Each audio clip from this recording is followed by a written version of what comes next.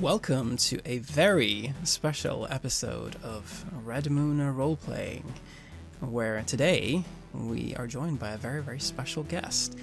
But before we introduce who that is, I first want to, of course, say hello to Hjalmar. Greetings. Yes, greetings, sir, and, of course, not to forget, Craig. Hi. Hello, Craig. And the special guest is none other than Tom from Fear of a Black Dragon, the Ennie-award winning old school role-playing podcast that I'm a big fan of. Welcome, Tom. Oh, hello, everyone. Very happy to be here. Thank you for inviting me on. We're really happy to have you with us, Tom. Just saying that.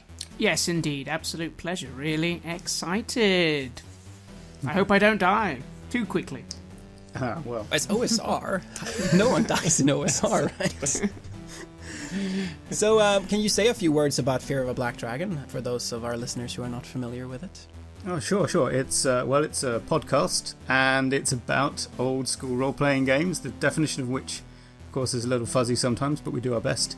And what Jason, my co-host, and I do is every episode we look at a different adventure or sometimes setting book and break it down into its component parts, describe it, what we liked about it, what we're a little iffy on, and then we try and find some interesting theme or central nugget or topic that's to do with it and explore that in greater depth, which is the sort of more general, maybe GM advice or playstyle advice section of the thing. And then finally we come up with what we call the companion adventures, which are media recommendations of books you might want to read, films to watch, music to listen to really steep yourself in the atmosphere and genre of the adventure in question. And so it's usually either older D&D modules or things from the fantasy OSR, but we sometimes will head into science fiction or cyberpunk or something like that if we deem it sufficiently old school to be worth, or rather, to fall under the remit of Fear of a Black Dragon.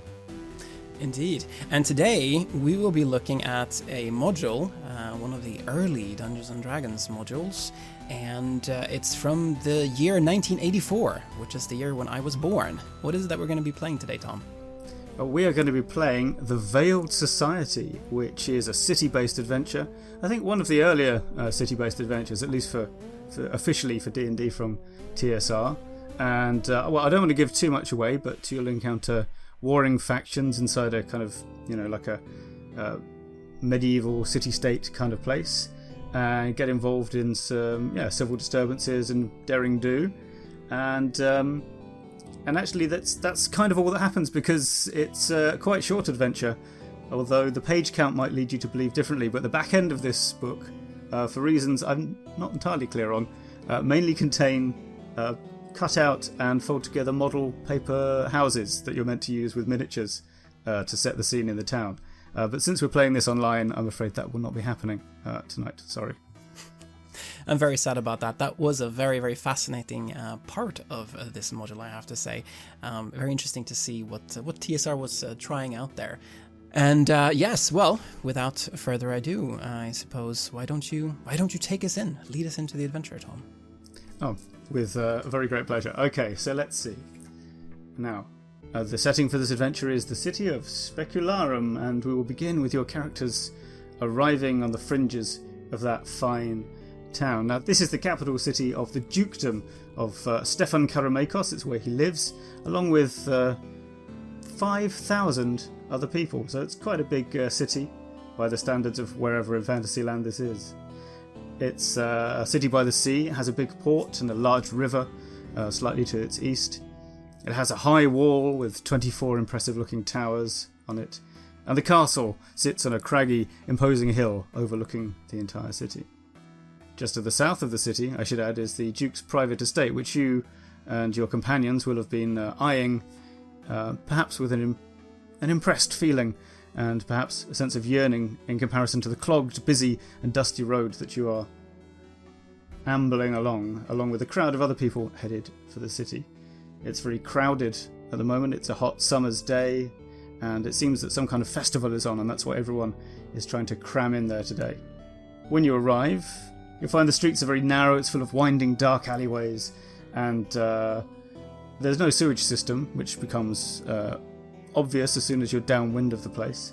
It just has gutters running down the middle of the street. There are domesticated animals, chickens and goats and whatnot, running around in the streets in the poorer areas. And the whole place is positively alive and very much sounds, looks and smells like it as you arrive. And we'll start with you and your companions approaching the city gate, which is manned by a couple of guards with spears and red and blue tabards on. And speaking of which, could you perhaps introduce us to your characters? Indeed. So I shall today be playing the wizard Serban, who is a rather young female mage. And together with our companions here, we hail from a remote village, which we shall call Blackvale, which is far away. Normally, it's a town that prides itself on its self-reliance, we practice a form of the local religion that is perhaps some might find a little bit heretical. So we generally keep to ourselves, and that's been our thing over the centuries. But this particular year, we find ourselves in a very difficult situation. It is hot, as you say, and there's been a drought in our area, so our farmlands have been devastated, and, well, we're running out of food. So we've had to leave our town behind and send off our most capable and brave people to try to set up some trade, and perhaps even take on some odd jobs to try to earn some coin so that we can keep the town alive until next year's harvest, which will surely be better than this one. So it is myself, Serban, the young female wizard, and who else do we have? Hjalmar, you are playing. A few steps in front of you goes the old cleric, Niku, from the village Blackvale as well, of course. And as I look at this village in front of us getting ready for festivities, it slightly hurts my heart a little, knowing that our own village would be in similar preparations if it were not for the drought. I am the village priest, very hands-on kind of character, quite muscular. People in the village are not really sure of my past, but it might well be that I have been a soldier at some point.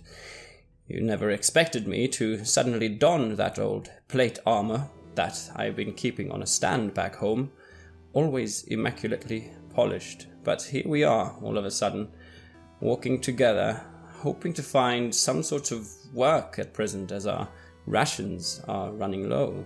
And I am Theodora, a young, although not as young as Serban, but a young woman nonetheless. I respect my village and I care about the people I'm with, but to be honest with you, I've always wanted to leave, see what else is out there. This was a great opportunity to do so. Of course, I'm happy to help, but I can't help but look around at all this and be intrigued. What opportunities could there be in a place like this? Let's get that money, and who knows, maybe I'll just let the other two go back without me, but let's see how things go. I'm eager for new opportunities. Yes, and Serban she is incredibly excited to be out from the village. She's young and she wants to adventure. She wants to see new things. She's bored with that old town. She's wearing rather elaborate wizard's robes. But the thing that really stands out about her is that half her face is paralyzed, making her visage be one that is rather off-putting. One might even say ugly. But she is capable with the magics, and that is one of the reasons why she has been sent out to join this mission. So, with us as well as a number of other fighters and other capable people, but they will mostly be keeping to the back and focusing on the trading aspect, while the three of us see if we can perhaps find some work in town. Yes, because I have a little bit of a question for you about your journey, which is, a loaded question, of course, which is to say that, let me see, who shall I ask this of? Let's say, Theodora, now there was an opportunity on your way here to make a great deal of money and not have to travel all the way to Specularum, but it went wrong somehow. What was that? That would have been when we were approached by some people to join some mercenary outfit, which I thought sounded quite exciting, but to be honest, Niku did point out that signing contracts is not something you do lightly, and who quite knew where we were actually going to be going. Never mind the intentions of such a mercenary outfit. They all looked slightly untrustworthy individuals, half-orcs and dwarves and men with gruff looks. So we decided not to, which perhaps was for the best, but I don't know, maybe it wasn't. Oh, well, very good. You see, my follow-up question was going to be, and why do you think that it's Niku's fault that you didn't go through with it? But you seem to have preempted me, so we'll crack on. Yes, the gate is open. As you know, you take turns to go through because the guards are stopping people as they come along. And you can see through the gate now a riot of colour and activity as the street is absolutely packed with people in what looks like their best clothes. You can see some entertainers there as well, jugglers and fire eaters scatter throughout the crowd, and you can hear whistles and drums and people singing and just, being happy. Ah. But of course, as you approach, one of the guards in his red and blue tabard says, entering the city, are you? Yes. The tax is 8 silver coins for each of you. 8 silver coins just to enter the city? Why is this? He looks back at his mate who's leaning, on his spear and gives him a smug. Goes, it's the tax. Everyone pays it. And you look around, you do see that other people are also handing over coins to go in. And I think, is this a normal thing? That you would pay this? It seems a little steep, but it's Maybe normal. it's part of the festivities. I think to myself that hopefully we'll be able to make that money back. We have a little bit, after all. I take out my coin pouch and I pay for the 3 of us for now. Very good. I'll do the mental arithmetic in my head. Let's call it 2 gold and round it off. Yes, you do notice that the guard doesn't put all of the silver coins into the collection pouch. A few of them go into his own pouch, but he lets you in, and the rest of your 3 or 4 companions also hand over their cash, and you're into the street.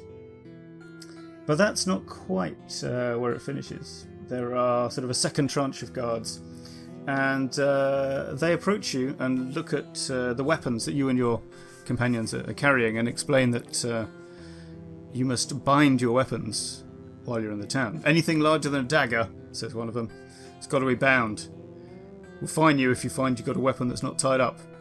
And if you do a killing with an unbound weapon, well.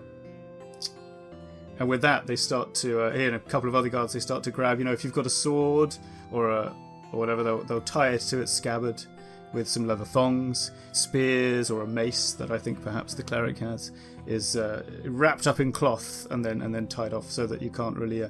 mind you, I think a mace would still work with even with padded cloth around it, but the point is largely symbolic.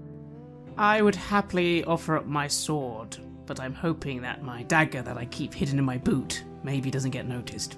Probably not. They're only looking really for the sort of what they think of as serious weapons, and not being roguish types, but rather common soldiers. They don't think of knives as something to be seriously feared. And I have my dagger with me as well. I mean, everyone needs to have a knife. It is a tool for regular people. You cannot be without that. But fortunately, my powers do not require any steel or anything that they can bind. So I look at Niku and I give him a little wink. Don't give me that face, Serban. You know full well that we need something to cut the cheese with. Of course, High Priest. I'm sorry. So here you are now, in the thoroughfare proper, people jostling around to get a good view of the dancing bears, and at this point you're back up. I was about to say Torshaven, it's not his name, that's the capital of the Faroe Islands. Thorvaldr and Dragomir, those fighter guys you were with, they bid you farewell. They've got to go and talk to some merchants about, food for the village. And but they'll, You'll be able to track them down should you need them in the city. It's easy enough to find people in a town like this. You just ask about, where are the weirdo foreigners staying, and they'll point you to an inn. And you're left to your own devices in this busy crowd. I wonder where we could find work within this. Maybe with some of the preparations, perhaps. I don't know if one of the local establishments would have something in need of our skills. I mean, we are quite a capable little party after all. I like to think so. Why not? And I see, you see me looking towards the festival, seeming quite keen to join in, but then I go, no, I suppose we should focus on getting some work first. Well, how about we go to, I laugh, the local inn. There's always work at local inns. Well, you can't see a temple from here, but you can certainly see an inn or two, and you could make your way through the streets. It's tough going because of all the mess and clutter and sewage and the roadway and too many people. But for all that you might be planning to avoid the festival, very soon the festival finds you, because the crowd, parts in the middle of the street to admit a procession that's coming. You hear an excited child going, "It's coming! The procession, it's coming!" And you can see that there are people coming along chanting and ringing bells, and several men are carrying statues, like on sedan chairs, so that the statues are above the heads of the crowd. I clap my hands in excitement. Ooh! I'm very excited about this. I move to the side. I don't want to get in the way. I smile at Sir Ban and look myself, and I do just sort of mutter to a passerby, "What's the big occasion then?" The person you address is a portly merchant type, and he goes, "This is the procession of Lucor, a legendary local holy man, and they do this every year. You see, they'll bring the statues by, and in fact, as he's speaking, they start to come past you, and you hear the clanging of bells and gongs and the chanting, and they'll take it down to the harbour, and then they float the statue of Lucor out to sea. And look, there she is. That's Lady Magda of the Torrinescu family. You see, every year a different prominent woman is selected to lead the procession, and there indeed is Lady Magda, a quite fearsome, bullish-looking lady, but handsome for all that, very well dressed, and leading the procession with considerable dignity. However, the dignity is interrupted because something is happening at the front. So you're now sort of at the midpoint where you're standing, is sort of halfway back in this procession of maybe a dozen priests and their attendants. And what's happened is, as a general hush falls over the crowd, everyone's trying to see what's going on. Two men, one small and plump, and the other tall and lean, are blocking the way. And the small plump man says to the lead statue bearer, "You bald-headed fool! You Torrinescu scum think you own the streets? There's space for everyone without your ape-like behaviour." And the lead bearer, a solemn-looking man in a white skull cap, well, he's not happy. He waves a ceremonial rod in the small man's face and says, "Out of the way of the procession of Lucor, you Radu rabble!" The tall, lean man spits on the statue of Lucor. A gasp goes through the crowd. And the lead bearer, the bald man in the skull cap, strikes the tall man in the face, sending him sprawling into the mud. The crowd gasps. What do you do? Oh my. I look over to Serban, who stopped clapping, and I said, "Stop making that face." "Oh, right, you're stuck that way." And then I look over to the action that has happened in front of us, and I lean over to one of the other people around, and I say, "Is this part of the spectacle as well?" "Oh, no, sir," says a gentlewoman of advanced years. She goes, "No, the Torrinescu and the Radu, those families hate one another. Oh, and you see, the Radu do not worship, or they do not venerate Lucor. Oh, I hope nothing untoward will happen. We might be cursed if they don't float the statue out to sea." And as you're standing watching, a couple of green-liveried men appear, and they start to kind of get in between the two arguing factions and pull the tall man out of the mud and kind of do that thing where you start ushering people away, going, "It's not worth it, mate, it's not worth it." And eventually things simmer down and the procession moves along on its way. Seems to be a very complicated city, this. People don't seem to like each other, huh? Well observed, young Serban. Well observed. It seems that seems to be torn between two factions. Let's not try to get caught up in their intrigues. Although you never know. Maybe one side's willing to pay a lot of money to, make the other side look stupid. I suppose you're right. As long as it doesn't involve us getting into trouble as being the middlemen. I look at the two factions. Does anyone look more... Do they sort of look wealthy, both of them? Are like houses of... Yes, they do. It's pretty clear from... I mean, they're not wearing livery particularly, but they sort of have the air of people who are either well-to-do themselves or work for someone who is, They're kitted out quite nicely. And they are starting to carry, once again, these statues down towards some sort of lake or sea, then? Or down towards the sea, yes. The two Radu men, the short, plump fellow and the tall, lean one, have been, ushered away and pacified, and then the procession picks up more or less where it left off. And this Lady Magda, what was she doing throughout this? She was terribly affronted. She had a sort of expression of absolutely atomic disdain for these two interlopers. But it was clear that she wasn't going to lose control of her emotions, because that would be the most face-losing reaction of all. Yes. I lean over slightly towards Theodora. I've always been favouring Theodora a little bit over Serban, because of... Serban probably knows this. It's because of her magic, and I don't completely trust it. And I lean over towards Theodora and I say...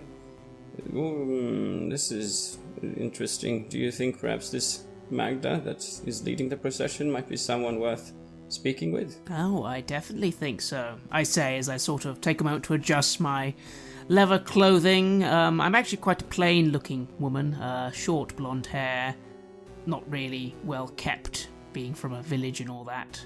And I kind of go, yeah, she could be right up our alley. So we should speak to these Tornescus then? Yes, sir, but of course we should speak to the Tornescus. I look around for someone of them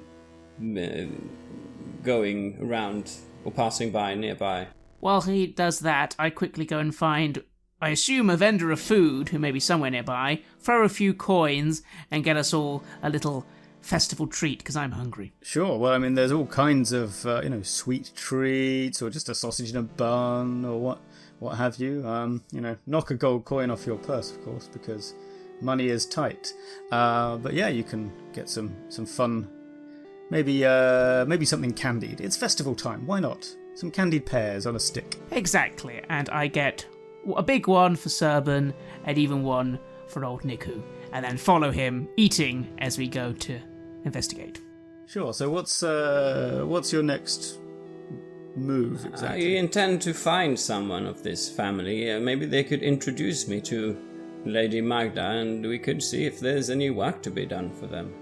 If there are people of influence. You need to do a bit of the asking around, how do I recognise one of these Tornescus? And then, wait, is that their name? Yes. And then someone points you to, look out for this livery. Sorry, let me just check what their badge is. Tornescus. They have a crest which is a kind of a gold, sort of a ribbon shape, which I can show you guys on the camera, but I don't know how to explain it exactly. Like a vertical gold band with pointy bits at the bottom on a black field. And yes, you sort of hear a bit about them, the important people in the family. Their leader, Christoph Tornescu, died recently, and their family has been weakened by that. And so his son Alexander, a mere youth of 26, is now in charge. And basically, the information is that you could go and call on them. They have of course, they have an impressive mansion in the upscale part of the town, but you won't get anything out of them today on the holy day. You'd be best off waiting until tomorrow, when they'll be, back and doing day-to-day business again. That's fair enough. I suppose when we hear that news, I kind of just also ask a few people in passing if there are any troubles in the area, any things that could be work opportunities in general, that sort of thing. Well, I mean, there's certainly lots of trouble. But to answer the second question first, work tends to be the normal sort of things that adventurers of your type might expect. You know, dock working, sailing, being bodyguards, and so forth. But as for trouble, well, yes, there are 3 big families in the town. None of them are the Duke's family. And so these 3 families, the Radu, the Tornescu, and the Vorloi, who it turns out are the ones with the green livery that you saw. They're all kind of constantly vying for special concessions, you know, monopolies over certain trades, trying to win the favour of the Duke. And, of course, everyone that you ask has a different opinion about which families are the goodies and which ones are the baddies. So, actually, you quickly gain the impression that getting an objective view of what's going on will be tricky. Well, I have to admit, Niku, you don't get this sort of thing back at home. No. Luckily, though they seem to be a bit more well off, sometimes this world is indeed unfair. Like I said, we should not get into these intrigues too much. Surely there is some honest work to be done around here that could make use of us. Serban, what are you... Look at that. And I see that Serban is eating one of the treats, and there are crumbs on her collar, and I start wafting them away with my hands. And I'm munching on these candied apples or pears, and don't forget that they're all heathens as well. Yes, of course they're all... What do you mean they're all heathens? I mean, they don't have the true faith, of course. I mean, ours is the only true faith. Surely you should know that. Yes, of course. Sending statues out to sea is an absolute waste of His Grace's boons. It's an affront to the gods, I say. An affront. It is. We should indeed be setting fire to the entire place. But that will get us nowhere. This is true. So we must find something that we can do. Perhaps this... Did you find out nothing more, Theodora? No, not really. To be honest, the work is all boring. I mean, you know, normal dock work, bodyguard work. It seems everyone's concerned about these 3 families, though. And work is not to be had today. Maybe we should join in the festivities. Maybe there's a contest of something that we could come out luckily out of. Well, the journey has been long, so why don't we enjoy ourselves for the night, and then we see if we can contact the Tornescu tomorrow. Maybe then Lady Magda might even see us. I mean, if these guys are vying for power and they're fighting amongst each other, we are the ideal people to help them. We're outsiders. Nobody knows us. Nobody knows anything about us. We're weird and strange. We're perfect. That's a ridiculous idea, Serban. I say that we enjoy ourselves today, and then we'll see tomorrow if we can contact one from the Tornescu family and maybe get in contact with Magda. But that's what... yes. I give Serban a bit of a sympathetic look and laugh a little, but then say nothing. Whatever you say, High Priest. All right, let's do our party montage. So, you know, you're there in the festivities, the sun sets, and the party keeps going at night. It's all torchlit revels, Romeo and Juliet style. So, yeah, let's see. If this were a movie, what would be the little scene that we see of each of your characters? What would they be doing? Let's start with Serban. I think Serban has found some fascinating, cute, fuzzy animals in a cage somewhere. And she's absolutely taken by them, by how beautiful and how cute they are. And then she finds out that one of the acts during the evening is that these animals are going to fight to the death, and she has to really hold back to not try to save them, and I think ends up falling asleep crying over this horrible traumatic event that she has witnessed with these furry creatures tearing each other to pieces. Oh no! Oh, I see. Well, let's see if Niku has a better time.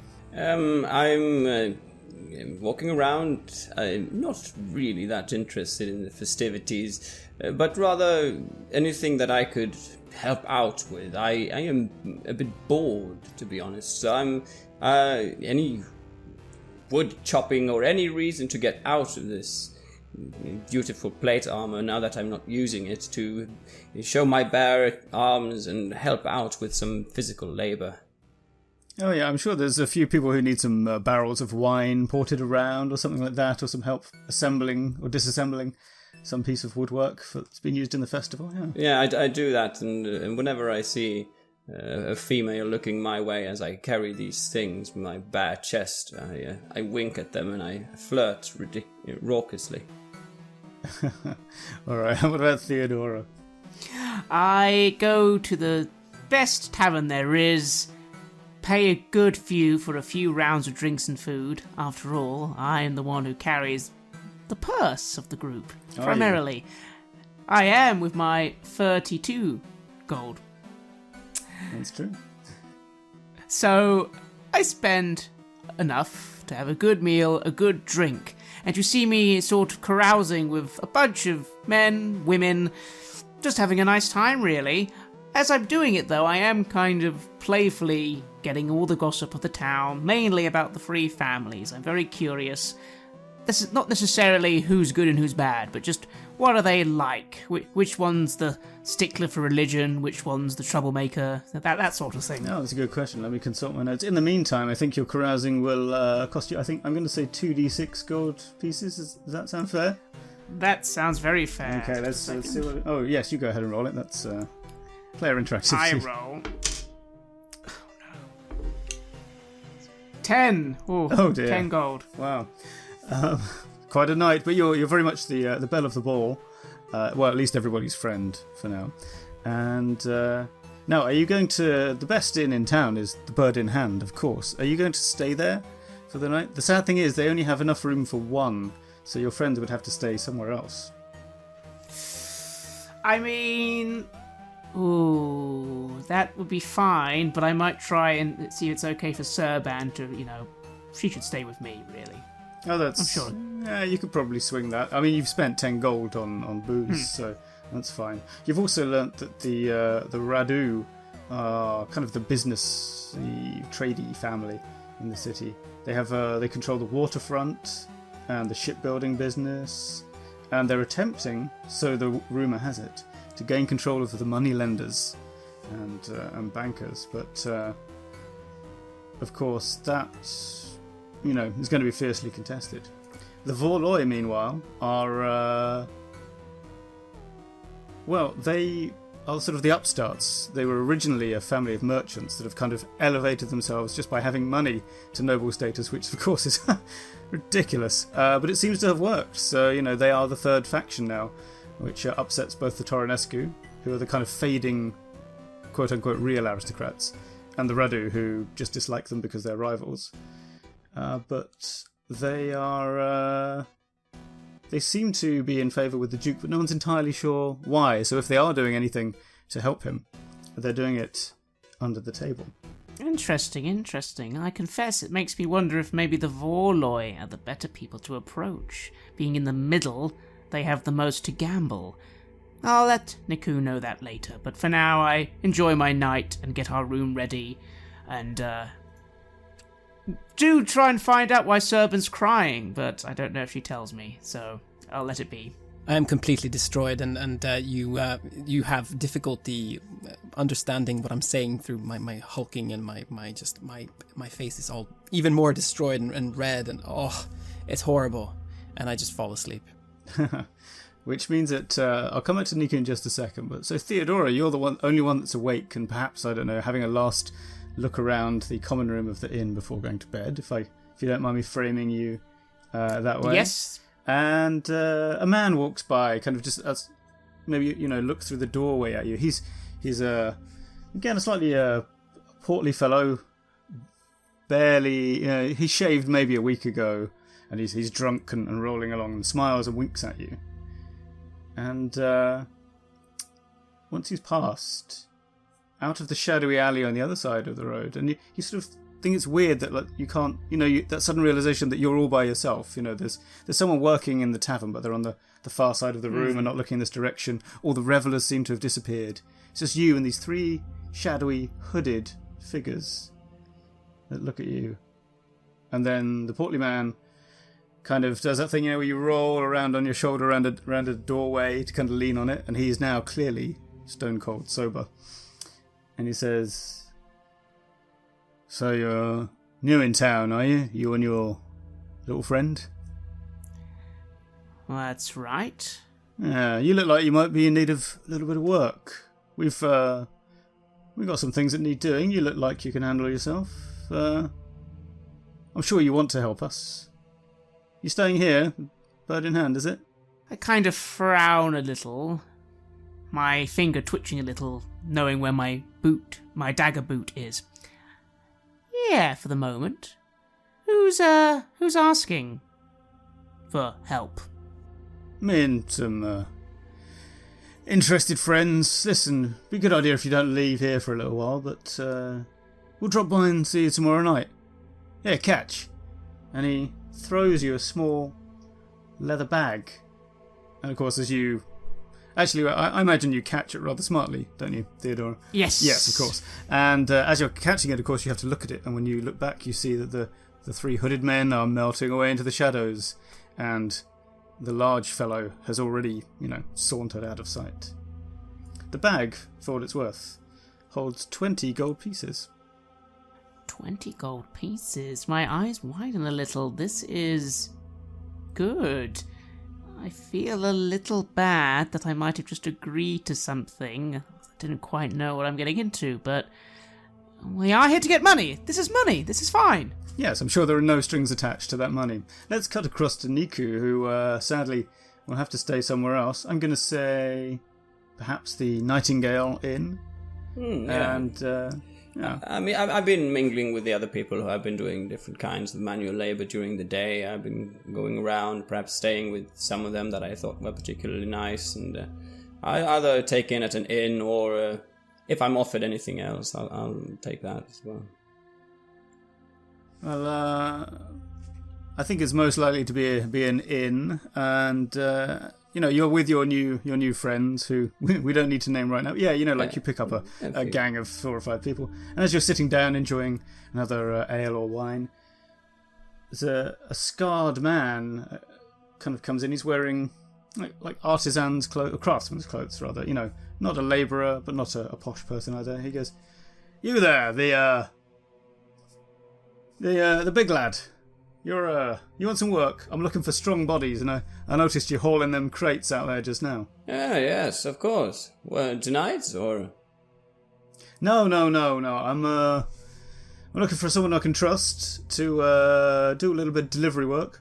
Nothing sketchy, mind. But it's going to be valuable cargo, and there might be a little bit of danger. I'll level with you, but I try to read him as he says this. Does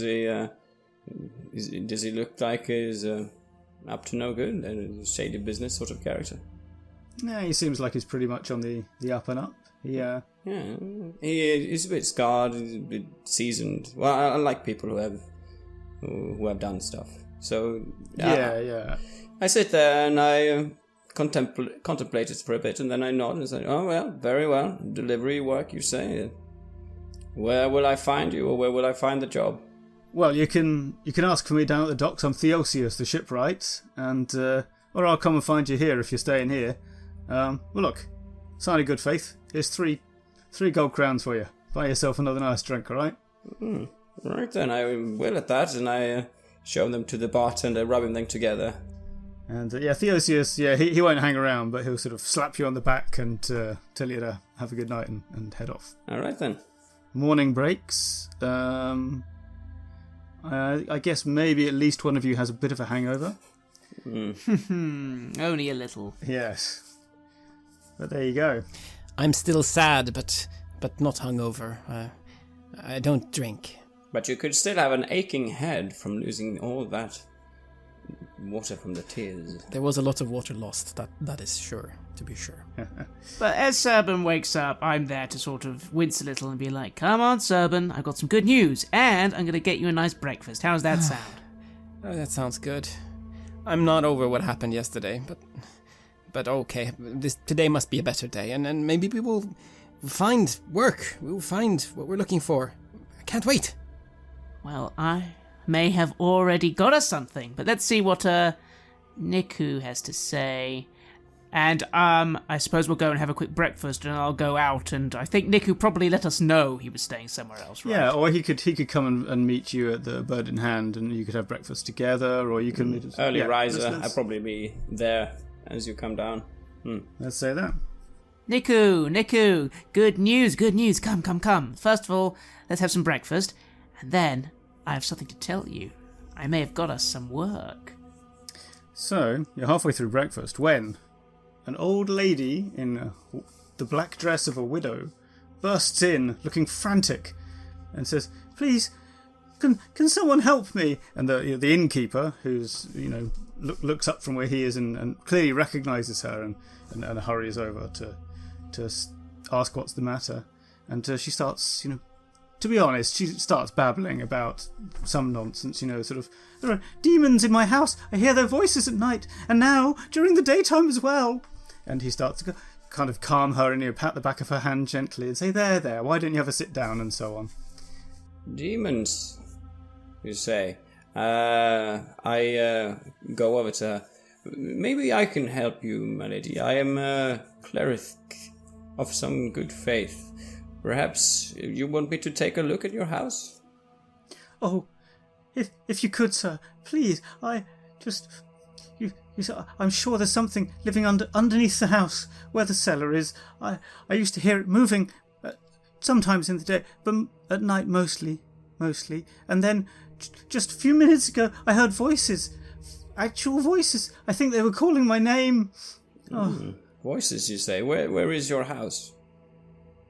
She sort of starts to stammer, but the innkeeper just tells you where it is, because as he points to a modest townhouse, just kind of a little 2 or 3 doors down the road, and he says, "Come, good wife Thanatu, let this kind man into your home. He'll have a look in the cellar. I'm sure it's nothing." "Come now, Theodora, servant, you can finish that as we go." All right, High Priest, yes. And I begin to follow. I follow as well, saying, "Okay, well, I mean, my thing has to wait till tonight anyway, so why not? 2 jobs in one day. This is going to be good." "Yes, and I have a little bit of a delivery to do down at the docks later as well, so this looks promising." So the old woman leads you to her house and takes you inside. It's a modest place. In the kitchen, next to the oven, is a trapdoor, and she opens it, and there's a little ladder inside, and it leads down into, what looks like just a food storage cellar. Which, there's someone hands you a lantern, and you can climb down there. And yeah, it's a nice dry cellar made out of dirt. There are bags piled against the wall, some cobwebs, a sack of dried apples, and a squeaking, scratching noise coming from the southeast corner. Squeaking, scratching noise. Could it be rats, perhaps? I move over to listen towards the wall. As you do that, you see a rat just scuttle out of behind a bit of, detritus and disappear into a hole in the wall. And on closer inspection, you can see that here in the corner, like behind where an old board has been stacked, there's a very small hidden entrance, like about the size of where you, Niku, would have to crawl on your hands and knees to go through it, but it seems to lead into some excavated tunnel that someone has dug. What's this? Someone has made some sort of entryway here. Is it openable? Is it like a trapdoor or something, or what is it? No, it's more or less at the same level you're on now. Maybe going down a little bit, but you could sort of crawl along it if you wanted. I look at my friends and I say, well, it seems like this is leading somewhere. Theodora, you're nimble. Why don't you go in and take a look? "Oh, well, I guess, yeah, sure, I'll go first," I say with a hint of resignation, but I'll peer in, see if I can crawl, and I'll crawl a little bit in, but I'm being very cautious. I don't want to fall into anything or crash into something. No, I think you're okay. You're on. This is within your skill set very much, and you soon find yourself in. You suddenly feel yourself in a wider space, and if you kind of reach back and grab a lantern off someone, it's a crudely dug rectangular chamber, like someone's, tall enough to stand up in, even for the tallest one of you, which I think is Niku. Looking around, does it look like this is the only entrance, this little tunnel, or is there some other entrance or exit or something? Far from it, there is. Yes, there is indeed another exit, kind of opposite you. So you're crawling in there on your own. Do you say anything to us as you see this?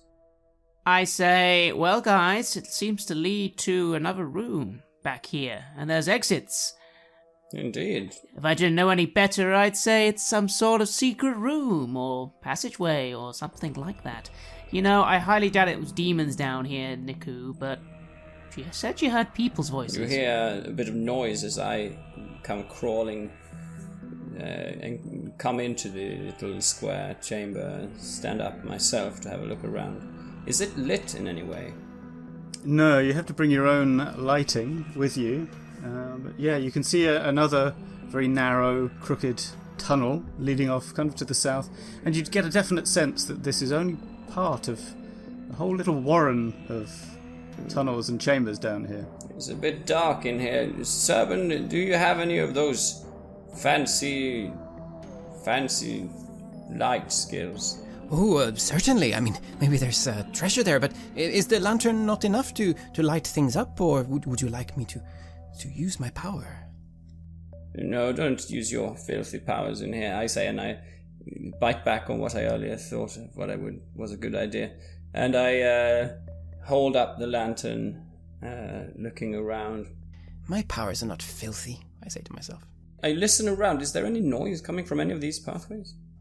You can hear a sort of bit of clattering and some whispering, which actually mostly seems to be coming from this northwest side of the cellar, which is, when you follow that, you find that, again, there's another slightly larger hidden entrance here. It looks like basically these people have been cutting through poor old Granny Thanato's cellar as part of their tunnel network. Wow, someone has been very ambitious here.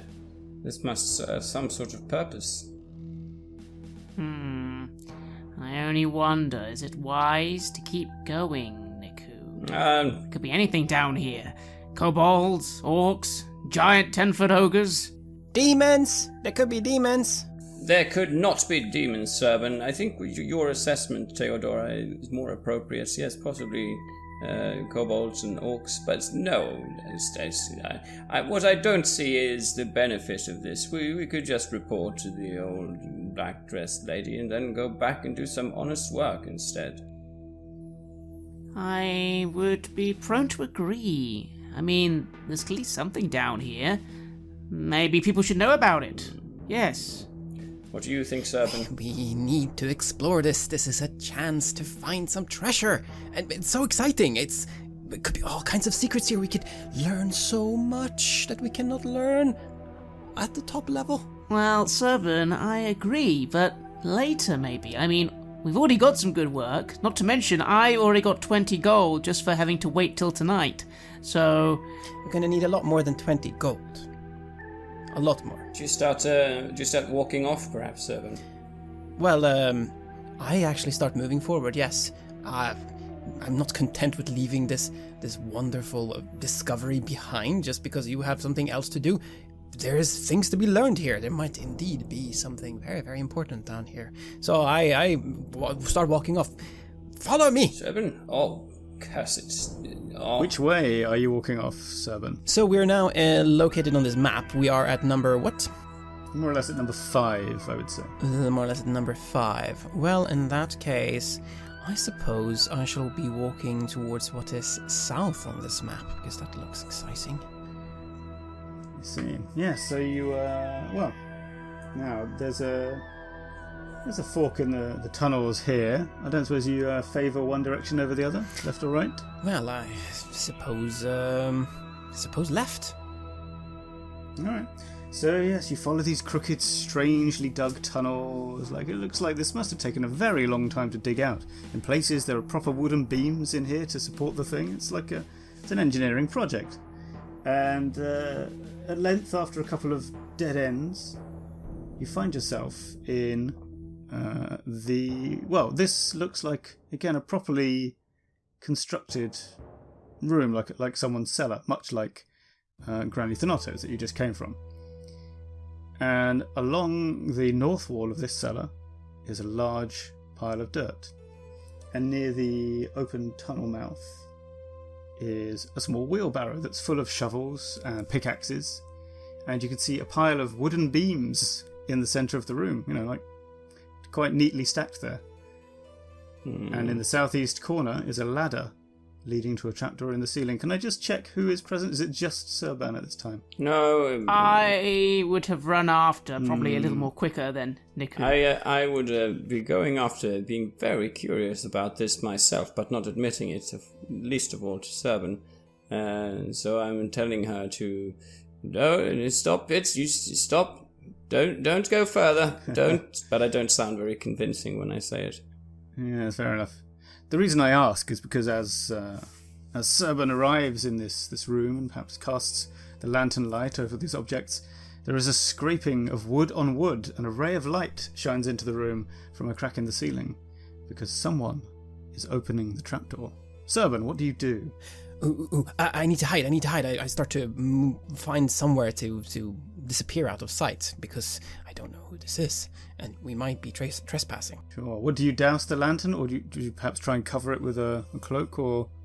I would douse it if that can be done relatively quickly. I have other means of getting light later, so... Of course you do, yes, that's true. So yes, you could simply open the little window and blow it out. Yes, I do that. I think, and okay. So in the light from above, pure daylight, you see a hooded man dressed all in black, with the kind of burglar-type cowl on. He comes down the ladder, and he stands and kind of looks for a moment at the beams on the floor, and then he goes over to the wheelbarrow and picks up a shovel. And then you sort of see him do the body language of remembering something, and he goes and gets a lantern from next to the beams and lights it with a what's the word I'm after here? A tinderbox. And with the lantern in one hand and shovel in the other, he heads out of the western exit, so the one opposite to you. He goes into the tunnel over there. So, what do you do? I think by now Theodora and Niku will probably have caught up to you in that sort of bumping into you in the dark kind of way. What are you doing now, Serban? There's a man down here. They're doing some work. They're excavating somewhere. I think there's only one of them. I think we could just talk to this person and try to find out what they're doing. Yes. We're investigating this thing for this lady, and they're clearly scaring her. It's not right. Excellent idea. I hold up my lantern and I see the trapdoor in the ceiling. Did he come from there? He did indeed. Would you like to go up first? But then again, we don't know what's up there. Did you see anything when you opened it? Did I see anything other than the light? I guess the light must have been quite blinding. Yes, no, I think you just saw the light coming through. You wouldn't have been able to perceive much else from where you were. Oh, Serban, you must be more observant in your surroundings. Which way did he go? He's right over there into that tunnel there. Well, I'd say we should be a little more cautious, guys. You say just go up and talk to him, Serban. But what happens if he's actually got 10 friends and they all kill us for finding their secret tunnels? Which I'm starting to think clearly that's what these are. They link to this must be another house. Maybe they link to all the houses. Maybe these guys are doing something. What was the cloak you said? A dark cloak. Any details? Did I see any details on this cloak that he was wearing, or was it simply dark and looking like a burglar, basically? Yeah, pretty. It's just dark hood, dark cloak, dark clothes. I mean, if you describe that to Theodora, she'll of course recall the 3 mysterious men that accompanied the seeming drunk last night. Aye, sounds familiar to the people I met last night. There were more of them, though. Maybe they're the local thieves guild, or some group of people. I look at my pouch of money. They gave me a lot of money just to wait around. Are you saying this, or are you thinking this? Yes. Ah, well, if you're supposed to be making contact with them tonight, maybe we shouldn't give them a jump scare by appearing too early. I agree, but maybe we could poke our head through the trapdoor, and I'll very quietly move forward and see if I can just sort of poke the trapdoor open and have a look on the other side, very subtly. Be careful. Serpent, go back there, stand behind the wall so they don't see you. Yes, High Priest. This seems like a good time for Theodora to perhaps give me a percentile die roll. Yes. So is that a D100? Yes. Right. Okay. D10. And is it going to be against what? One of my little move silently? Move silently, I think. Yeah. So you're looking for 30 or less for this to go absolutely perfectly. Oh gosh. 5. Very good. Like if they weren't watching you, your companions would think you hadn't moved a muscle, but you're already up the ladder through the trapdoor, and checking out what's upstairs, which is you are inside a small, deserted, one-room kind of cottage. It seems like it's got an old bed in it, a desk, one chair. There are muddy footprints on the floor leading from the trapdoor, or perhaps to it. And yeah, there's what looks like a wine bottle on the desk. Some bits and bobs lying around. So, yeah. Nothing that really screams intrigue or interest. I don't want to just... Can I hear anything up here? Well, you can hear the sound of the street now. You're clearly, and if you look through a little window, you can see you're kind of in a garden behind a much larger house. So this is sort of perhaps someone's guest lodge, something like that. Ooh. I kind of motioned to the others downstairs. Maybe we can go out this way. It might be quicker. Good idea. I start climbing up the ladder. Serpent, you can come out now. Just go up this way. Yes. And I begin following. I'm a bit concerned, but all right. The High Priest says it. Yeah, well, it seems safe enough. At any rate, there's not much up here. As I say, a bed, a desk, a chair, and that's kind of it. If someone's been living in here, they've been living a rather lonely and impoverished existence. I'm guessing there's nothing in the desk. Well, you guess incorrectly. Inside the desk is a black leather hood, very much like the one that you've just seen someone wearing. Oh, I'm going to pocket this. This could come in useful later, guys. Very fashionable. Indeed, you look like a burglar. Thank you, Serban. And that's it, just the cloak? A hood rather than a cloak. Yeah, there's a cloak there. Hood, yeah. There's the wine bottle, which is... it's got no label on it. It's got a wax seal on the top of the cork. You know what's left of it. Isn't one you recognise. Must be some fancy foreign wine. Let's see. No, that's about all that's in here. In that case, I'm going to go to the door, crack it open a little, and just make sure there's no people outside who are going to be very confused as to why we're in their home. No, it seems that whoever lives in the big house is out for work, and there's no one in the garden. I mean, I say garden; it's more like it's a vegetable garden, not a fancy pleasure garden. Right. You should be able to just slip right past the big house and get out to the street if you wanted. Alright, guys. Well, I think we have an exit here. Maybe now we should report some of this. There's clearly a bunch more tunnels down below, and some people clearly know about them and go around them with shovels, making more tunnels, and they all wear black cloaks, which, is quite sinister. I mean, it's a bit strange. There's no sign of storage down there that we saw, at least, so... The only purpose must be to be going between different places in the city. Well, let's make our way to the street, and we have to find out who owns this big house. Surely they are involved. Maybe they are the bad ones. Maybe they are the ones we should go after. No. I think first of all we should find out whose the house is. and I go out towards the street. Yeah. Well, heading to the street makes it very rapidly apparent who owns the big house, because as is common in this city, it's a case where in a 2-story townhouse, the owner lives upstairs and their business is downstairs. And so this large house is also the premises of Turano, the butcher. And there are many very tasty-looking sausages and cuts of meat hanging in the window. And indeed, Turano is right there at the front, chopping away at the leg of some animal, probably a cow, with a big cleaver. Well, this is inconspicuous enough. I'm not sure a butcher would be involved. Which house might he be involved with, I wonder? Maybe we can ask him what he thinks about the houses. Huh? Maybe we can, or I don't know. What do you think? Yes, good idea. I just thought of something. I should go up and ask this butcher a question about the house. Sure. And I go up to the butcher and I say, "Greetings, butcher." Good morrow, sir. Can I interest you in a link of sausages? Oh, that looks absolutely lovely.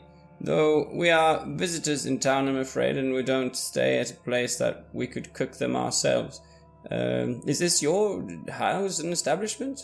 Indeed it is, man and boy. I'm the 3rd generation of Toronto butchers.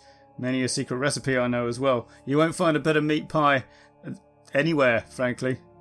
Oh, they look quite mouth-watering.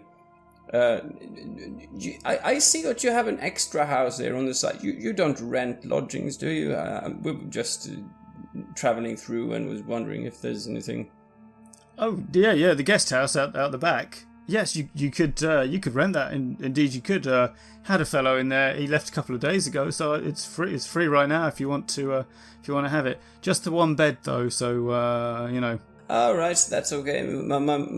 That's all right. My friends, they already found other establishments where they could stay. I'm looking around for now. But who was this other fellow that was staying here? Another traveller, perhaps? Yeah, travelling blacksmith. Name of Skevlos. Big lad, but pleasant enough. Yeah. Right then. I will consider it, and may I come back to you later? Are you here during the day? Oh, pretty much all day, every day, sir. Yeah, just. I mean, I can't hold it for you. If someone else comes first, of course I'll rent it to them. But do drop by. I understand. Thank you. And I turn back around to Serban and Theodora, and I say, "Well, it seems like. Does this match the description of what you saw, Serban? Was it a big, burly guy that you saw?" It was, right? Well, or maybe not. Not. I mean, big in the sort of sense of like a bit of a fighter, but maybe not like a blacksmith-sized. Huge arms. Hard to say in those black clothes, though. They're very slimming. That's true. Well, they must have started making these tunnels then fairly recently. I mean, there was a lot of dirt down there. Perhaps they've just started doing that and the butcher hasn't noticed. Maybe he doesn't look so carefully in there. Well, he doesn't seem like he was trying to hide anything, considering that he was eager to rent out the house, at least. So I wouldn't say that he would be involved in it. No, I do not believe so. I think someone is just using his facilities there. Well, there is a man down there. We know that there's tunnels all under the city. There's something fishy going on there, that's for sure. There's at least not demons. We can tell the old lady that. Curious. I'm not sure about the purpose of this, but I think that maybe it is time to get a bit of work done today. My purse is running no heavier. Yes, well, you said you had some delivery work. You can go and do that. I'll go back to the old lady and tell her that it's all fine. Just put some bricks in your hole in the wall. Maybe we should keep quiet about the tunnels for now. We don't know what... Well, like I said, I was given 20 gold just to have a meeting tonight at the old inn. Possibly by these people. Could well be, yes. So I'm going to head down to the docks. If any of you want to meet me or come with me, you can... I want to come with you, High Priest. Of course, servant, yes. What else would you do? Well, I'll go quickly to get that old lady dealt with, just so we know. Maybe that has some coin. Then I'll come and join you moving crates. exciting stuff. Okay, so Theodora, yes, we'll quickly gloss over the part where you pop back. Tell her everything's fine, I guess. Anyway, I tell her everything's fine. I just mentioned you've got a bit of a hole down there. Make sure someone comes and fills it. Yeah, and the innkeeper gives you a gold crown for your trouble because he thinks you've done a good thing. So excellent. Now, as you're headed towards the docks, you have to cross a crowded marketplace, and the mood in the streets since yesterday was all fun and revelry and cruelty to animals, but today is a little more tense. So it's the market stalls are not that busy. I think people are still kind of not sleeping off the day before, but energy is a bit low. But there is a crowd gathered around a fiery orator standing on a low platform made out of some boxes, and he's shouting, the usual rabble-rousing kind of stuff, saying, "I tell you, these Toronescu are dangerous. Do they care for you? Do they care for the safety of common workers? Who declares the taxes? Who steals food from your children's mouths to fatten themselves on luxury?" And the crowd is getting restless, and you hear shouts of agreement like, "Yeah, they're all bastards." And men raise their fists, and women nod furiously because it's that kind of society. And the speaker attracts more and more people. And as you're, maybe giving them a bit of a wide berth, which seems sensible, you hear the clatter of hooves, and the whole crowd turn around. And over on one side, or rather, at first on one side, and then appearing at another entrance to the square, and then another, are a good, let's say 30 horsemen in the livery of the Duke. The crowd goes silent, and the riders do that thing where they're all in a big line and they slowly walk their horses closer and closer, surrounding the crowd, and unfortunately also surrounding you. And all of a sudden, someone shouts something. You don't really make it out. Something goes through the air. It's a rock, and the lead rider falls with a big thonk as the rock dents his helmet. What do you do? No. This is very dangerous. This is going to go bad fast. We got to get out of here.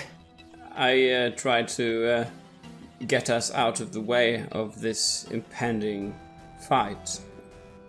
Indeed, I don't want to be involved in this, and I'm going to do my best to sort of try and slink back through the crowd. Yeah, well, that's the thing. The trouble with circles, of course, is that it's hard to slink to the edge of one. But yeah, if you get close to one of the horsemen, they kind of mutter a warning at you. But then the crowd go for the horsemen, and the riders draw their swords, and the commoners pick up poles and rocks and bits of rotten fruit from around the market. And there's all of a sudden, there's a lot of stabbing and killing, and you're surrounded by just pandemonium and yelling. Well, yes, I don't think you want to stay to fight, so we'll skip that question. But one thing you do notice is that the fiery speaker, you can see him slipping away down a side street. What do you do? I was just about to start to raise my voice and try to talk sense into people, but then all of a sudden weapons were getting bloodied, and it was not very pleasant. And I see that the fellow is slipping off. Where could he be going, I wonder? I say quickly, "Theodora, servant, come." And I start moving after him. Sure. I do my best to follow, trying to gently shove people out of the way into the crowd so they're not in our way anymore. Alright, let me just do a quick... that was lucky. So you're you're able to do that ducking and weaving thing through a crowd, and perhaps we see a few close calls where someone gets clubbed down with the pommel of a saber just where you were standing, but it's an innocent bystander instead, or another innocent bystander, because actually you guys haven't done anything yet. Yes, you follow the orator. He's wearing quite a distinctive blue long coat, and you see him go to a small hovel halfway down this side street, and he raps on the door and then opens it and ducks inside. And then at the end of the street you see like a dozen of the city guard pikemen coming towards you down the street, marching in that kind of slow, ominous shunk, shunk, shunk way. What do you do? You know what, Niku? I don't think we're doing any work today. At least not down by the docks. Let's get in the building. And I run to that building to try and get in. Well, it's not locked, so it's easy enough to go inside. And it's weird. It looks like a house, but it's empty. All that is in here, in a single room, is a trapdoor that is, of course, open because it looks like that guy didn't stop to close it behind him, and a ladder leading downwards. Yes, he was trying to incite that crowd. And then he slipped down into the underground here. I closed the door behind us as the guards are making more and more noise as they pass by. Yeah. I think to myself, yeah, probably if people are fighting, there's not going to be much delivery work to be done. Well, no, I'm starting to think this is all going very bad. People are killing each other out there. This doesn't really seem like a good place to get work anymore, although, I don't know. Are all big cities like this? This doesn't seem to be a sustainable way of living. No, this is a city clearly very torn, and these people hiding underground trying to cause fights are surely up to no good. This is something that should be... Something should be done. Someone should do something. We should burn them. And the city. They're heathens anyways. Burn them? No, that's a ridiculous idea. We cannot burn a city. Who would come up with something like that? No, Serban, we've talked about this before. You need to tell the people in charge what's going on and maybe get a reward from it. That way you get money and you do good. And then we burn the city. Yes, we could at least burn... They were horrible to the animals, I'm telling you. Someone has to pay. And I think the entire city should pay. Serban, my dear. Maybe later, some burning. And I sort of sigh a little and go, you know, Niku, you really need to, some of those sermons be a little less about the burning of the heathens. And I say, right, okay, hang on. Have the guards passed by? Yes, I think they've clomped by in unison, and the footsteps have faded away, now mingled with the shouts of people being clubbed and arrested. So, where would in the city be the Duke's holdings then? If these are his men, where's he? Well, he inhabits the castle on the top of the big hill to the northwest, and he has his own private estate and summer residence to the south. Maybe it's at this point worth going to the Duke himself, telling him, hey, you've got a bunch of tunnels under your city where people are running around doing nefarious things. Trying to incite rebellion, yes. It would be in his interest to know about this. But I could even tell him that I'd been approached by them. Maybe we could do some sort of operation against them.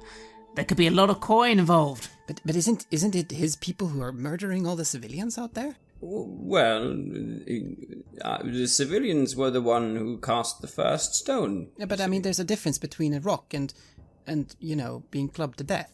No, you see, they asked for it. Throwing a stone at a guard is telling the guard that you want their sword in your tummy. Exactly, Serban. So, you see, what we have to do now is tell the Duke about this incitation. What's going on here? Why don't we speak to the man who went into the hole? He must know. Serban, he'll be long gone by now. At the time we've been speaking, he's probably run away to a secret den where there'll be more men waiting. Would you rather go down there by yourself, or would you rather go down there with lots of people behind us with swords? Yes, Serban, exactly. What are you going to do, blackmail them in a city where we don't know how much power we have? Well, I suppose...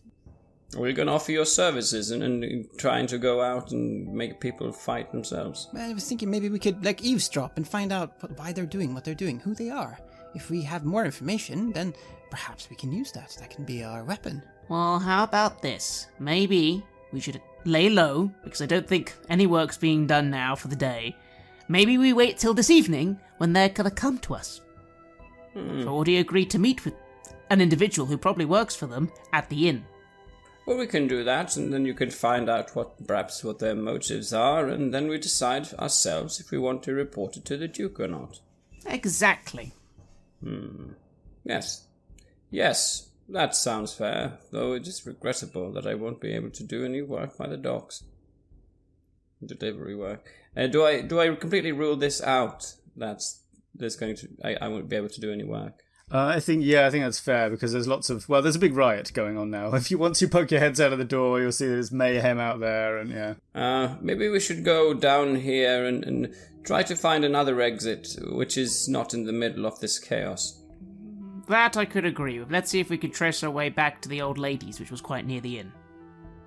Oh, through the tunnel. Well, that's interesting, because this trapdoor does not lead to a maze of tunnels, as the other one did. This one leads to a single tunnel that goes to one very definite direction and runs for about 300 meters before it comes to another ladder. Well, I know. I'm worried if this wasn't connected to the other tunnels. I've said, as we've now spent probably, 10 minutes down here. Yeah, probably. Could be a way out of the city, perhaps. Let's see. I think we have to look up. We have to see what's up there. Theodora, you go have a peek. Subin, you go stand over there. Once again, I will quietly try to have a peek at the top. Okay, definitely give me a move silently for this one.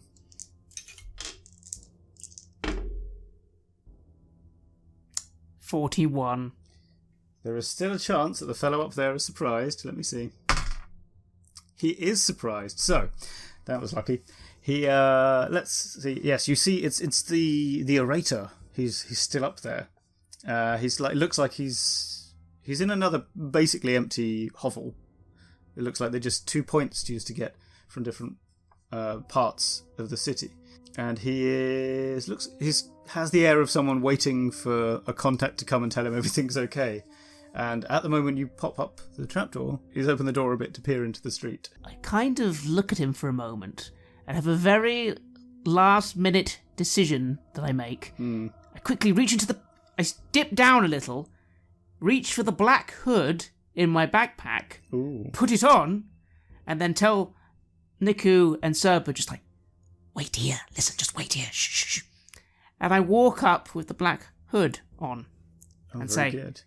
Hey, hey, hey. Well, he turns around with a start. Ah! Oh, thank goodness. Look, is it clear to go out now? Or what? It might not be clear for some time. You did a very good job out there. Did you think it was going to go that well? And he starts to get a little sort of proud smile on his face. I felt like I was in control of the crowd, but, I think, I didn't think it was going to go that well. No, I didn't. And he's pretty pleased with himself. I sort of smile from under the hood, and I casually go to look out the window he's been looking out. Where are we now? You are in, it's another street, like a slightly nicer street than the Hovel Street. It's you can see some artisan shops down there and whatnot, and it's a slightly better grade of road with cobblestones in it. So, perhaps a more upmarket quarter, but nowhere that you specifically recognise as, it's not near the Duke's Palace or near a temple particularly. Yeah. I sigh a little and go, well, I think it might be good to go soon, but I don't know, I kind of got separated from some of the others. The city's in chaos. Do you remember where we were supposed to go if it got this bad? I mean, I'm slightly worried some of our safe spots might not be so safe if some random people just barge in, Ooh, this is sketchy, let me see. Yeah. All right. So he goes, well, the normal place, I just always go to the Blue Water Mead Hall. I don't really know any of the other... Oh, no, I'm not trying to get you to tell me any of the other places. Sorry.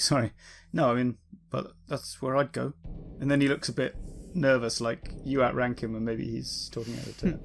I smile and go, no, good. It's always good to keep these things shum.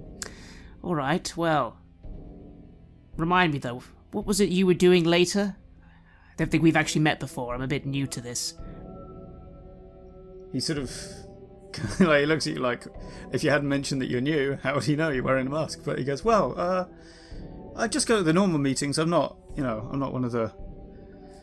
I'm just happy to be part of the organisation, part of the society. Yes, the society. No, good work. Again, like I said, you did good work, but plans might need to change a little. To be honest with you, we saw a few of those crowds, like, just bursting into shops, being a bit too zealous. We're a bit worried that one of our little entrances might get discovered, so you might need to be a bit more careful. You understand? Right. I'm still okay to come to the meeting tomorrow night, though, right? Yes, of course, at the Blue Mead Inn. Yes, the Blue Water Mead Hall, yes. Excellent. Yes, no. You know what? I think you should go now. I look out the window, try and make it look quite serendipitous, and I go, yeah, I think it's okay now. I think most of the action is in the main market areas. Just keep your head down, don't be seen by anyone, and be ready for tonight.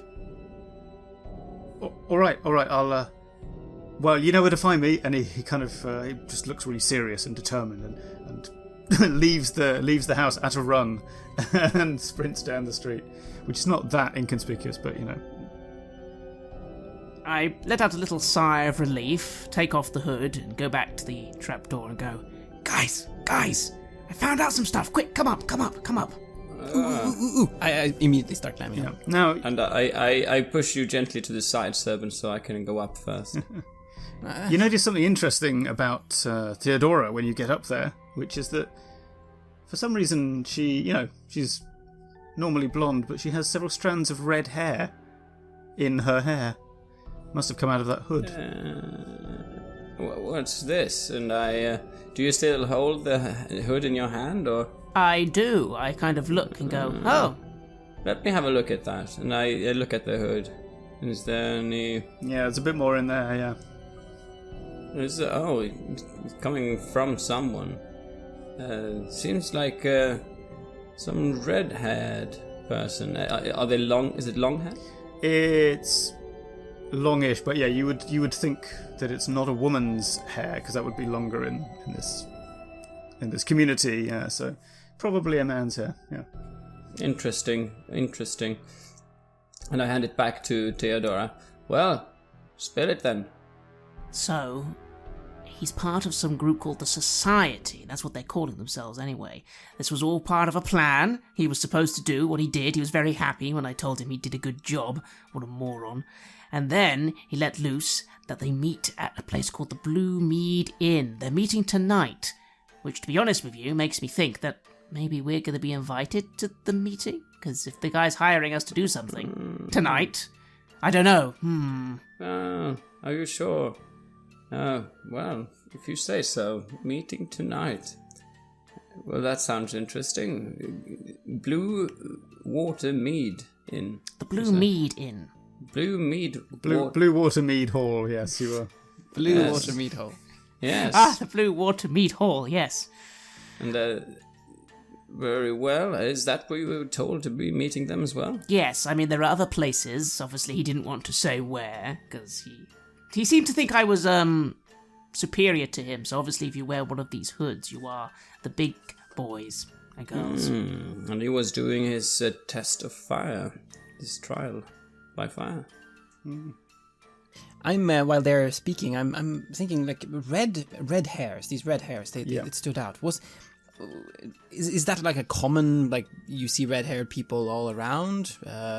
About these this conflict around the statue, for example, was it any one of the people there who had red hair? Yeah, you see, that's a very good question. And no, it's relatively rare. You see a few people, but not very many. Mostly everyone around here has black hair, occasionally blonde, and very rarely red. None of the people fighting around the statue had red hair. And in fact, none of the... you've seen a few... You'll have seen a few members of the noble families around just during your revelries because, they go out with big parties. And they seem to be uniformly dark-haired. Do you say anything about this? Well, we have to keep an eye out for a red-haired person. That much is clear. But it's not the noble families, though. They are all black-haired, so it must be some kind of henchman of some kind, perhaps. But there's not many of them, so let's keep our eyes out. Very peculiar. So we take... We should probably take to this Blue Water Mead Hall, then. Yeah, I think we should do that first, rather than have them come to us? Well, you said that they wanted you to meet there, or... They wanted me to eat at the inn I was at, which is the Bird in Hand. The Bird in Hand Inn. Right. Well, maybe that's where we should be then. And I jingle my coin purse. I think we can go there, play it out like that, because so far everything we've done, they don't know about, and as far as they know, we were going to be there tonight. Then, when we've done that, we can start acting on some of this information we have been given. Seems like some sort of society then that is trying to incite rebellion, at least against certain types. Makes me wonder if it's tied to this family you spoke of, the Vorloi, the rich upstarts, trying to do something to upset. Maybe. Alright, well, this at least seems less in the riots. Let's try and make our way back to the inn from here. Have a think. You alright, Serban? Yeah, it's definitely going to have to be one of the families. I mean, they're vying for power, and clearly they're very close to getting into direct combat with each other. I didn't like the look of those Radu, I'll tell you that. No, not at all. No one seems to like the Toronescu either. Well, they seem to be losing their power, right? So people are probably taking the opportunity to jump on them, but yes. All right, well, let's perhaps cut to... So you've got kind of an afternoon before... To clarify the timeline a bit, supposedly tonight, the hooded people are coming to meet Theodora at the Bird in Hand. So you've kind of got an afternoon to do whatever you want there. But if you just want to go back to the inn and kind of kill time until then, that's fine. I think I'd be up for going back to the inn, laying low, because I assume for the rest of the day the city is going to be in a little bit of a riot uproar scenario. Okay. Well, allow me to spoil your illusions. Okay, so you go back to... Well, the riot and uprising scenario is going on. That's being quelled, and you see little pockets of shops being smashed up and soldiers clubbing people in small groups. But as you get back to the inn, you see a worried look on the innkeeper's face. And there are a number of the Duke's guards clearly waiting for you, all three of you. And without wanting to get too coercive, they basically clap you in irons and march you to an impressive-looking precinct very close to the gates to the Duke's palace. And then they I look like I'm going to protest this, Okay. But to be honest, as there's so many of them, I kind of just go, okay, fine. Right. Yeah, there's enough, I would say. I mean, if you want to attempt a daring escape, I mean, I'm totally okay with that, but No, I think I would look to Niku and probably whisper, or, plan B was just go and tell them everything now. Yeah, I suppose. And my mind wanders to the black hood that they might find on Theodora's person. Yes, that's a very good point. Yeah. So they, search you, find the black hood. One of the investigators, the Tribune, as he introduces himself, looks at the hood and then at Theodora very significantly and puts it aside. And you're all sat together on a marble bench in a nice palatial, like a little antechamber thing, where they also have set up some chairs for the Tribune and his assistants. And there are some clerics present of the God of Justice. And the Tribune looks at you. He's an older man, perhaps in his 50s, kind of a hawk-like face, sandy blonde hair. He says, so, I understand that you three were beneath the house of old Granny Thanato earlier today. Yes. The tunnels that we found there. Have you found them as well, then? We have found them. Can you account for your whereabouts after going into the tunnel? You didn't come back out the same way, did you? No. We were curious, I suppose. More accurately, my companion here, this little reckless girl, she wandered off into the tunnels, and we had to follow her. So when we finally found ourselves back out again, we found a trapdoor near the butcher's house, a little side house, and that is also where we unfortunately came upon this suspicious-looking black hood. That is interesting. So you came out near a butcher's house, did you? Well, the hut next to his house, and he didn't seem too aware of there being someone using it. He was quite eager to rent us the place, in fact. Indeed, not to mention most of these tunnels are probably quite new. You saw all the shovels? These people have been digging tunnels around your city quite recently, I'd say. These people. Quite recently, and you arrived quite recently, didn't you? Well, not that recently. I arrived a day ago. We can do 10 yards worth of tunnels in a day, sir. I have several people who can account for our whereabouts yesterday. We were definitely not working on such tunnels, no. So when you emerged from the tunnel, you didn't meet anyone in the house? You didn't find yourself in a surprisingly opulent house? Opulent? No. This was merely a little hut.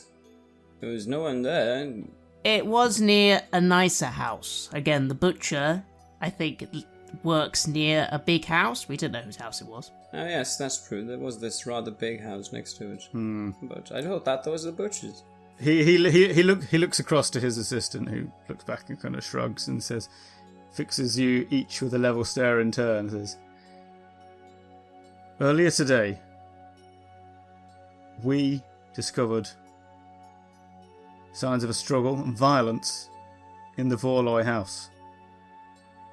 Following a trail, we discovered further that there had been a tunnel dug out of their cellar, and when we investigated the tunnels below it, we found Miss Lucia Vorloy murdered and buried in a shallow grave. Now we know that you were armed and moving around under those tunnels earlier today, so bearing that in mind, what have you got to say for yourselves? Well, first of all, there wasn't just us. There was at least one other hooded guy under there. And the guy who caused all the problems in the square today also uses those tunnels. That guy who was doing all the shouting and caused the massive riot. So you're saying your fellow members of the Veiled Society are to blame for this riot and for the murder? I'm not a member of the Veiled Society. Have you looked at the cloak? Do I have red hair? I stole it.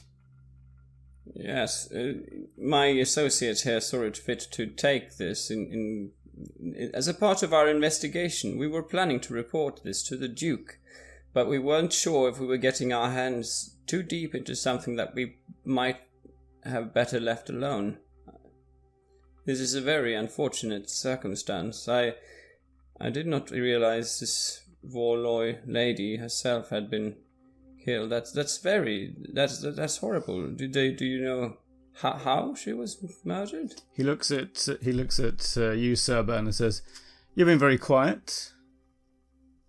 I don't know anything. I'm absolutely terrified. I'm shaking a little bit, actually, because this is really serious. We've been put in iron, and I'm too young to die. Get a hold of yourself, Seb, and you do know that you have been with us during the day and that we have not been involved in such a thing as a murder? No, of course not. We haven't murdered anyone. Please don't kill us, good sir, please. Not to mention, you can talk to the old lady. The only reason we were even looking at tunnels was because she requested us to. Indeed, we were trying to do a service to the city. He summons over a scribe who stands there and takes some notes on a wax tablet, and then he has one of the clerics steps forward and makes a gesture of some significance. And the tribune begins to announce, you three foreigners have failed to provide, when questioned, an adequate explanation of your whereabouts during the events of the day of the murder of Lucia Vorloy. For that reason, it must now formally request that you submit to a clerical inquiry. Answering only yes or no, do you agree to submit to this inquiry?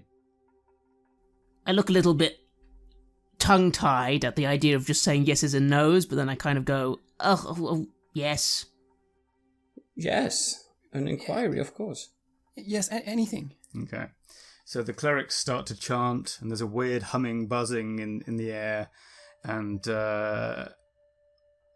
you kind of start to get flickering lights in front of your eyes, and you feel sick, and the saliva wells up at the back of your jaw, and your stomach clenches, and your muscles start to clench as well, so that it becomes hideously painful. And then he asks you basically the same questions again, and you find yourself under a compulsion to speak the truth. And we'll montage through that because it's going to be basically the same. And when it's all over, you kind of sit back and relax, and your muscles go back to normal, and you're all in a bit of a cold sweat. And the two clerics look to the Tribune and they confer. And it seems that the results are inconclusive. So he says, "You'll go free for now on my recognizance, but don't leave the city. It will be the worse for you." And with that, he strides out, leaving behind his assistant guard guy, and he's just sort of the clerics follow up behind him. I'm sorry, Mr. Assistant Guard guy. Perhaps you could... Anotos. My name's Anotos, actually. Anotos. Mr. Anotos. Now, we came to this city in search of work, and then found ourselves in these very unfortunate circumstances. If there is anything we can do to help you with this, what we understand, strange society, I mean, you know only what we have told you, that they might have a meeting and where, but would you... could we offer any assistance?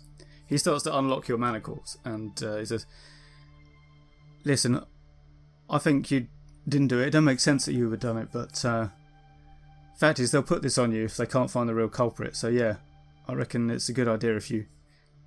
anything you find, you better let us know. I'm sorry." Well, so I look over to Theodora. Did we, during the questioning, did we reveal about the Blue Watermead Hall and the meeting set there tomorrow night? Would they have asked such a thing? I don't think they would have asked you about that. They were quite focused on the whole murder issue. Yes, so in that case, no. So I'd say. So I say, well, they don't know where they're meeting tonight. I also don't know they might be meeting us. Although, I wonder if that's still going to happen. These people probably know that we've been taken in. They probably will. And I don't know if they will decide to want to meet with you after this. And I do not know which side is on the right, of course. But I do know that one easy way for us to get into trouble is to be further discovered in the company of the society members. That's true. Well, if we know where the society is meeting, then if we give that information to the enemies of the society, which would be the Vorloi, presumably, right? Because one of theirs was murdered, right? And then perhaps we could strike together with them. That sounds like a good idea. Yes, good idea, Serban. See? That's what happens when you use your head. She is suggesting, though, that we go behind the back of the Duke. Not behind the back of the Duke. We go to the Vorloi first, help the Vorloi, and then the Vorloi back us up with, hey, these guys actually helped us out, and maybe this will help them get their power back. Or at least... intrigues between great houses. Oh, dear me. Well, all right, we'll do that. We'll find out the Vorloi. We'll say sorry for a loss, and we will let them know what we know about this society. Exactly. We can't go by ourselves, because to be honest, I feel if we go by ourselves, it's just going to look like we're going to the meeting, and then maybe the Duke's there anyway, and they raid it, and we get in trouble again. That's actually kind of a good point. So are you going to head directly from the precincts of justice to the Vorloi house? Or do you have another plan? Okay. So, yeah. Well, if everyone else is okay with that. Well, we can try to, if we can, Theodora, you can perhaps, make sure that we shake anyone trying to follow us. That might be perhaps wise first. I shall do that. I'll also make sure that our journey is not followed by keeping an aware watch as we make our way there. Yes, let me think. So that's, as the OSR Maxim has it, the answer is not on your character sheet, but I do agree that it's likely you'd be able to give people the slip, so I will give you I'll say that it's only like maybe 1 in 6 that someone can follow you, but I'll do that die roll without you being able to see it, so... Oh. How mysterious. Alright, so... Don't worry, I promise to honour the results of whatever that die roll was. Now, so the Vorloi house, let's think. I'm picturing a kind of, sort of Italianate... like the the multi-story buildings they have in Venice. What's the word? Not a palazzo, but that kind of thing. You know, where the main apartments are upstairs with the balconies and so on.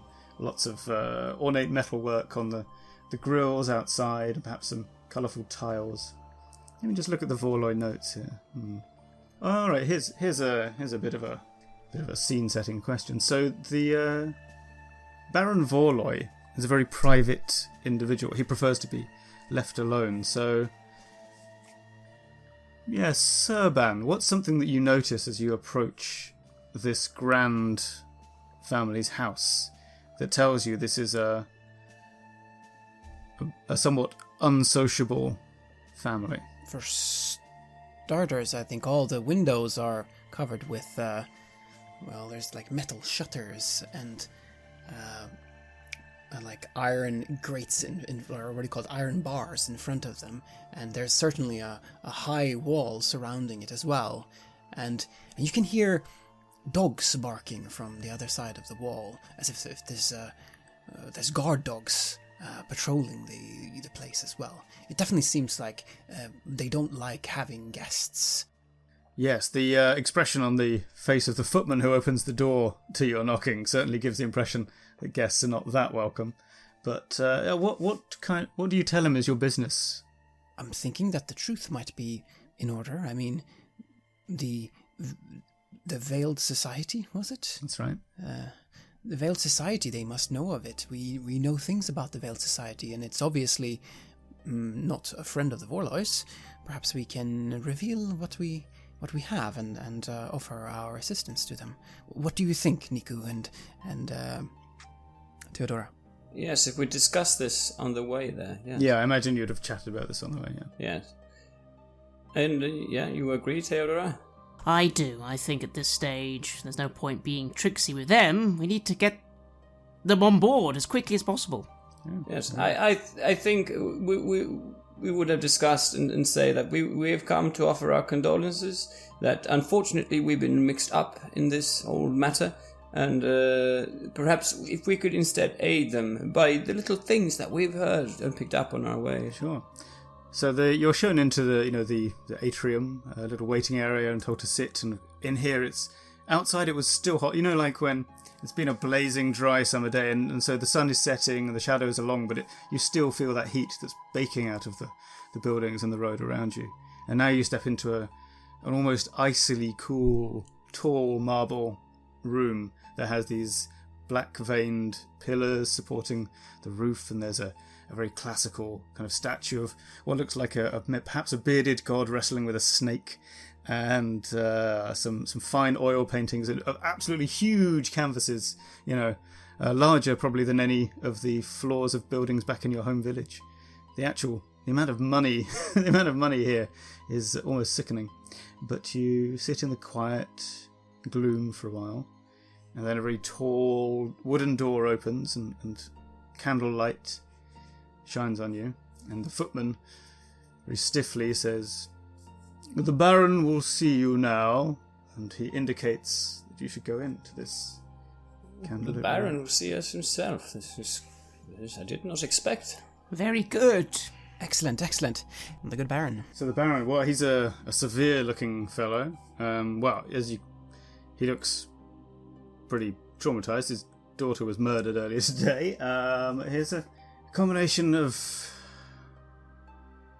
sad and very, very angry, and he's standing with his hands clasped behind his back when you come in. He's wearing a green velvet doublet, and he has grey hair, grey beard, which is neatly trimmed. He has the look of a man who's, well, I'm not too sure about your background actually, Niku, but I think you detect perhaps a military bearing that might fall within your area of expertise, I would say.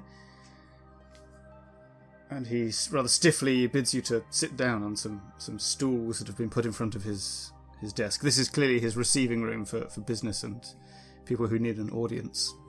And I go in and I sit down and I say, "Baron, Your Honor, thank you for gracing us with an audience. We are very sorry about your loss. Being new in the city, we seem to have been dragged in to some very tumultuous intrigues. Well, I'm also very sorry that you've been dragged into our business in this way. Now, I don't wish to be terse, but I was given to understand that you have some information, perhaps about the beasts who killed my child. We believe, and I speak up as Nico starts to speak, we think it's the Veiled Society. They're the ones who did it. Now, Servant, I'm Baron, I'm not sure if you're familiar with this, but there seemed to be some sort of literally underground movement in the city. They are moving in tunnels under it, and they are trying to incite a rebellion amongst the people. You know about the disturbances down in the other parts of the city, I'm sure, today? Yes. I saw the fires from the top of our house here. Yes, and it seems that these people would see this be done along with what happened to you. I understand that you found some tracks leading down into the underground, which is also where we found ourselves, and we came upon one person who seemed to be associated with them, the very one who was inciting the crowd into fighting. And he himself, he said that this society, which he was eager to be part of, now you see, he thought that we were part of it. That is why probably he said all this. He said that this society were going to meet tomorrow night, was it, Theodora? No, I believe it's tonight. Is that right? At the Blue Water... Mead Hall. Mead Hall, that's it, yes. I see. I don't know if this makes any sense to you. I'm sure you have more insight in what's happening in the city. It seems I know very little about what occurs in this city. But if this blue water place you speak of is a den of these veiled society, and I'm sure, I feel it in my blood that this is the Taranescu's business, then... Well, no offense, my lord, but these people didn't really seem to be on anyone's side. If anything, they wanted to cause chaos for everyone. They're probably an outside party. Who was the guard? Who did the guards belong to that the crowds were incited to attack? Those were the Duke's men. The crowd was, incited to attack the Duke's men. I'm not sure what the Taranescu would have from this, but let me say once again that if you know this better than we do, if you think that is the case, then of course. May I contribute with one point here? We were witness to an event. There was a great religious significance. Yes, statues were being brought down to the sea. Yes, this is important. Lady Magda, I believe, from the Taranescus, she was leading this procession, right? Do you know what happened there? It seemed that some men from the Radu family, right? They pestered this procession and tried to interfere with it, and upon which men from your family, they interfered, did they not? And they prevented that from happening, yes? I can't say I know anything about it myself, but if those were my men, it stands to reason that they would try to stop any kind of violence happening in the streets. You see, I am a great lover of peace and quiet, and it's my belief that this city thrives only when there is stability. I do everything I can to maintain at least a semblance of not outright war on the streets. The Radu and the Taranescu do their best to make that very difficult indeed. Could this murder, could it be a revenge upon your house for this this interference, that they perceive you as a threat? It's very possible. Now listen, you've done me one kindness this evening. I will ask you for one more kindness tonight. Of course, Baron, whatever we can do. The Duke is currently suspecting us of having something to do with it. That is why we so eagerly find ourselves at your doorstep trying to make this right. I'm not a cynical man, but I did wonder, perhaps, what might be motivating you. I would like you to go with some of my guards to this blue mead water place, and I rather imagine that it's not a public meeting place of these veiled snakes. I would ask that you and whatever friends you might have will go in, identify the place or the people that will be the recipients of my revenge, and then call in my men to root them out. Very well, that sounds reasonable. Keep in mind we should maybe save one for questioning, so we can give that person to the Duke, and then they can find out more about the society as a whole. He sort of he nods in a kind of distracted way, like, yeah, that sounds reasonable, yeah. And I go, wonderful, yes, no, we have some of our friends of our own, and with your men, wonderful, we'll go, we'll raid the place, try and be subtle first, though, you don't want them all running away, and then see what we can get. Just make sure that your friends are informed, your men are informed that we are trying to be friends here. We do not want to end up in the crossfire if possible. At least not on the wrong point of one of yours spear. Indeed, you'll have the opportunity to make yourselves known before you go. You'll have my undying gratitude for this. Tell me, you're strangers here. What brings you to this city? Indeed. We have been travelling from our own village of Blackvale, where we have had recent troubles with drought, and now we are finding ourselves running out of supplies, unfortunately. Our little group that set out in order to try and help the village. We came here to find work. As simple as that may sound, but that's the truth of it. And then perhaps find something that we could bring back to our own village. Indeed. To be honest, we kind of got mixed up in this all quite quickly. And, well, now I'm just annoyed to, be blamed for something I didn't do. So I'm eager to help someone get some justice. And who knows, maybe we'll still get a reward at the end from the Duke himself for helping the town with these unpleasant individuals. I nod at this as I have been thinking the same thought. Do me this service, and your village will not go hungry this winter. And with that, he turns to, inspect some piece of statuary on a plinth in the room, which signals that the interview is now over. I say to Serban, there you go, Serban. Wait a little longer, and maybe you'll get to set someone on fire. Really? Okay, let's go. Yes, and I get to my feet and move out, and we try to organize this. Yeah, you're met by a kind of guard captain type figure who's got a dozen tough-looking lads with cudgels and uniforms and helmets, and they'll kind of greet you they're all a bit.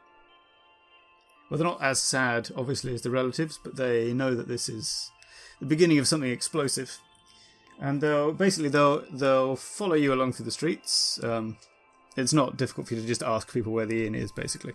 And it's down near the docks. And you can kind of leave them lurking out of sight in an alleyway or darkened street while you go about your business. Unless there's something else you would like to do before proceeding. Only quickly send a message to our travelling companions, Dragomir and Torvald and Nick Frost, to be like, just be nearby, because this might be the time when they're needed. Exactly, but we wouldn't want to drag them all into this, because then we'd stand out. Exactly. They don't need to be with us right now. Just be ready for when the conflict begins. Be ready to come in and lend a hand. So yeah, this Blue Water Mead Hall actually looks quite nice. It's got it's one of those places that has tall arched porticos, so the light and the sound spills out onto the street from there. It's night time now. You can see the ships bobbing at anchor, and you can hear from inside all kinds of raucousness and making merry, and the food actually smells good as well. It's pretty good. There's sailors striking up a rousing but slightly out of tune sea shanty, and people playing, someone playing the bagpipes, someone playing the spoons, and you can see all the sort of the pot boys running between the tables, slamming down flagons of ale and catching coins that the customers throw to them with a bit of panache. I'm going to look around the crowd, and I'm going to try and, number one, see if anyone looks a little bit not here for these festivities, but also, number two, if I can see our friend from earlier, either here now, or maybe I'm watching the door to see if he's going to be arriving anytime soon. Near the back of the room, you see someone who catches your eye, not because you recognise him, but because he has distinctively red hair. And he's sitting kind of near there's like a curtained doorway that maybe goes to a storeroom or something, like it's like the kitchen entrance or something. So he's sitting quite close to that, the other side of all this merrymaking and feasting. No sign of the speaker from the square, though. If he's here, he's either out of sight in another room or he just hasn't shown up yet. I have a little plan. I'm going to go and see if I can find out. I'm going to try and go to that door. I'll act a bit silly and see what happens. What do you think? I'm going to do it.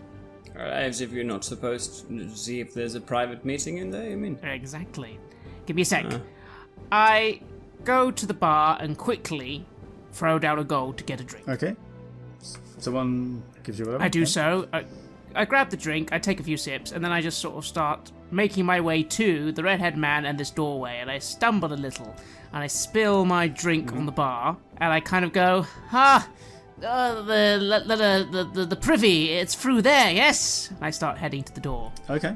So yeah, no one stops you, and you can push through this curtain that covers it. It's just a reasonably nice blue velvet curtain, and on the other side is, well, there are two men sitting on the floor in there. They look like sailors as well. They're playing dice, and they both look up at you.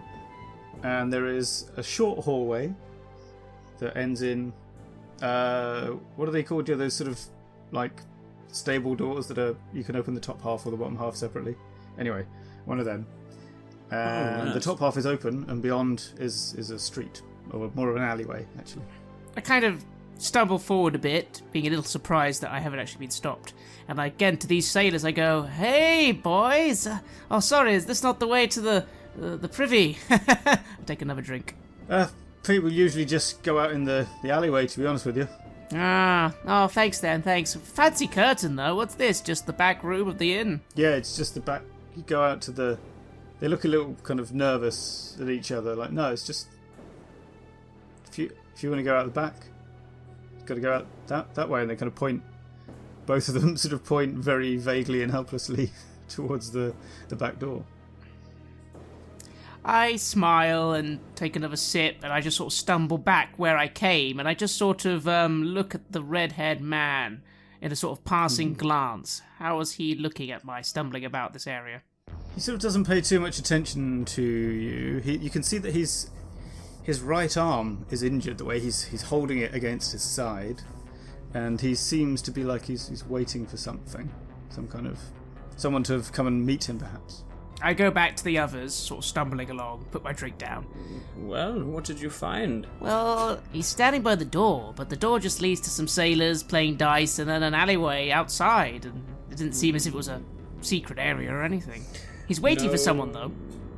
No, nothing on the floor. They weren't sitting on a trapdoor by any chance? Well, maybe. It didn't really look that carefully. Obviously, they were watching All of a sudden, the red-haired man stands up, as if like he's got some signal to move, and he makes his way towards the curtained exit. What do you do?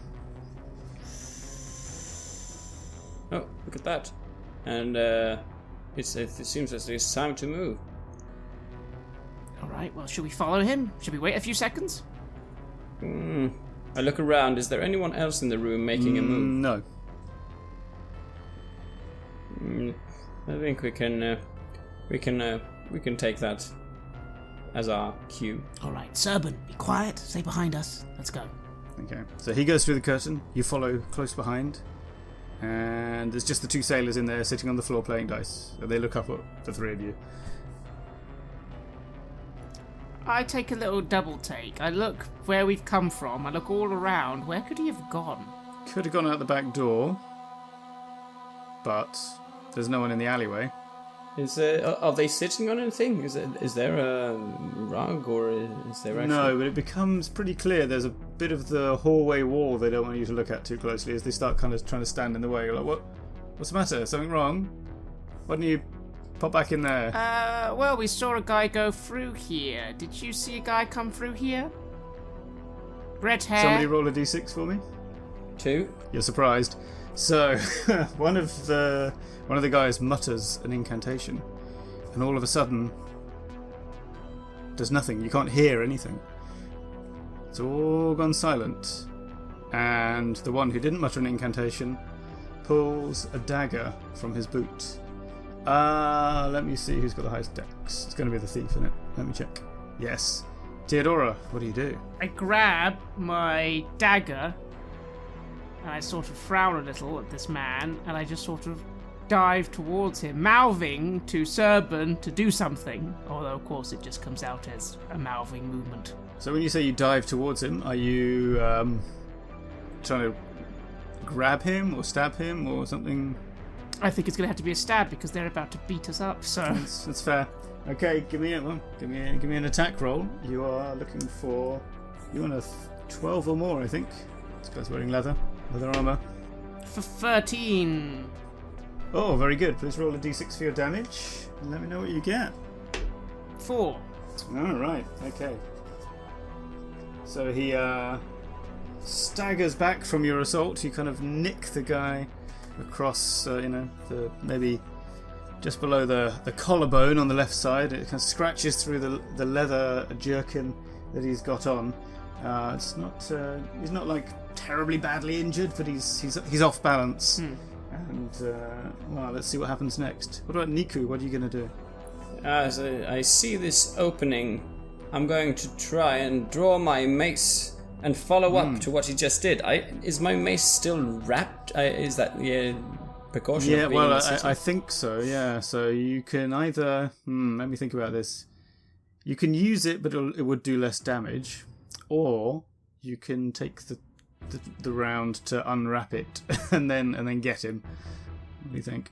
I think that, yes, even though it's wrapped, I probably would rather go into an attack, seeing that my friend is involved in fighting already. So I'll probably attack with it.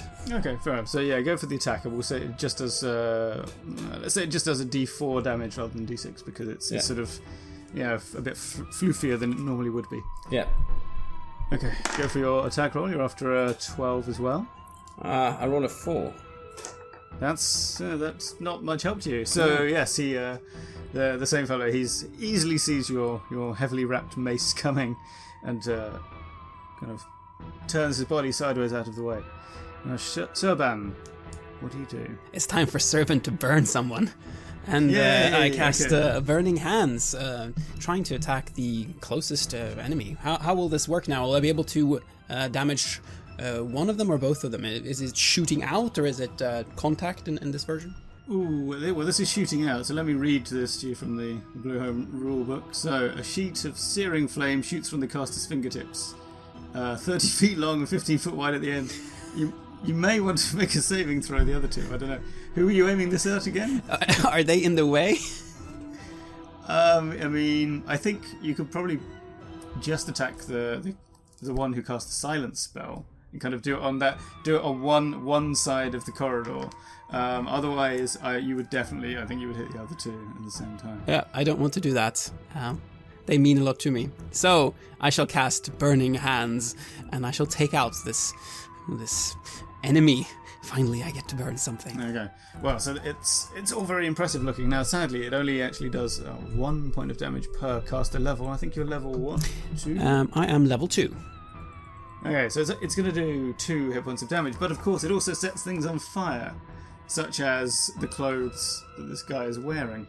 So yes, he sort of right now he just kind of goes whoomph, and you see him scream in shock and surprise and terror. But in this instant, he doesn't immediately keel over, but of course starts to kind of run around in a panic. And well, that's all you guys have. You guys have all gone, so it is their turn to act. I think it just makes sense for the cleric to try and run out the back door, basically, and try and roll in the street to put the fire out. I think that's probably the thing that's going to happen. I'm just going to roll a bit more fire damage for him. Okay, he's quite a tough guy actually, so he's still not quite dead, but he's definitely the other two of you just see this blazing cleric run by, making no sound, of course, because silence is still happening. And push through the half door out into the street and then start kind of, just flopping about in the mud trying to put the fire out. Meanwhile, the more fighty guy, I think, would probably try and get... Well, sir, but I think generally you would fight the person who has actually stabbed you, even if the person who nearly hit you with a mace looks like they might be a bit tougher. So, where's my d20 gone? I have an AC of 7. Yep, and that is a hit, so you're going to take 3 hit points of damage to Theodora, yeah. How many hits? Oh, you're okay. You're fine. You can't die in 1 hit. It's fine. Okay, so... And, Theodora, then it's your turn again. I kind of wince as this guy just sort of gashes me across the arm. And I kind of swear a little and go for another attack. Okay, go for it. You are also, you're shooting for a 12 again. 19. Very nice. D6 for damage. 4 again. 4. Well, where did I just put my notes? Oh, crumbs. Oh, there it is. Right.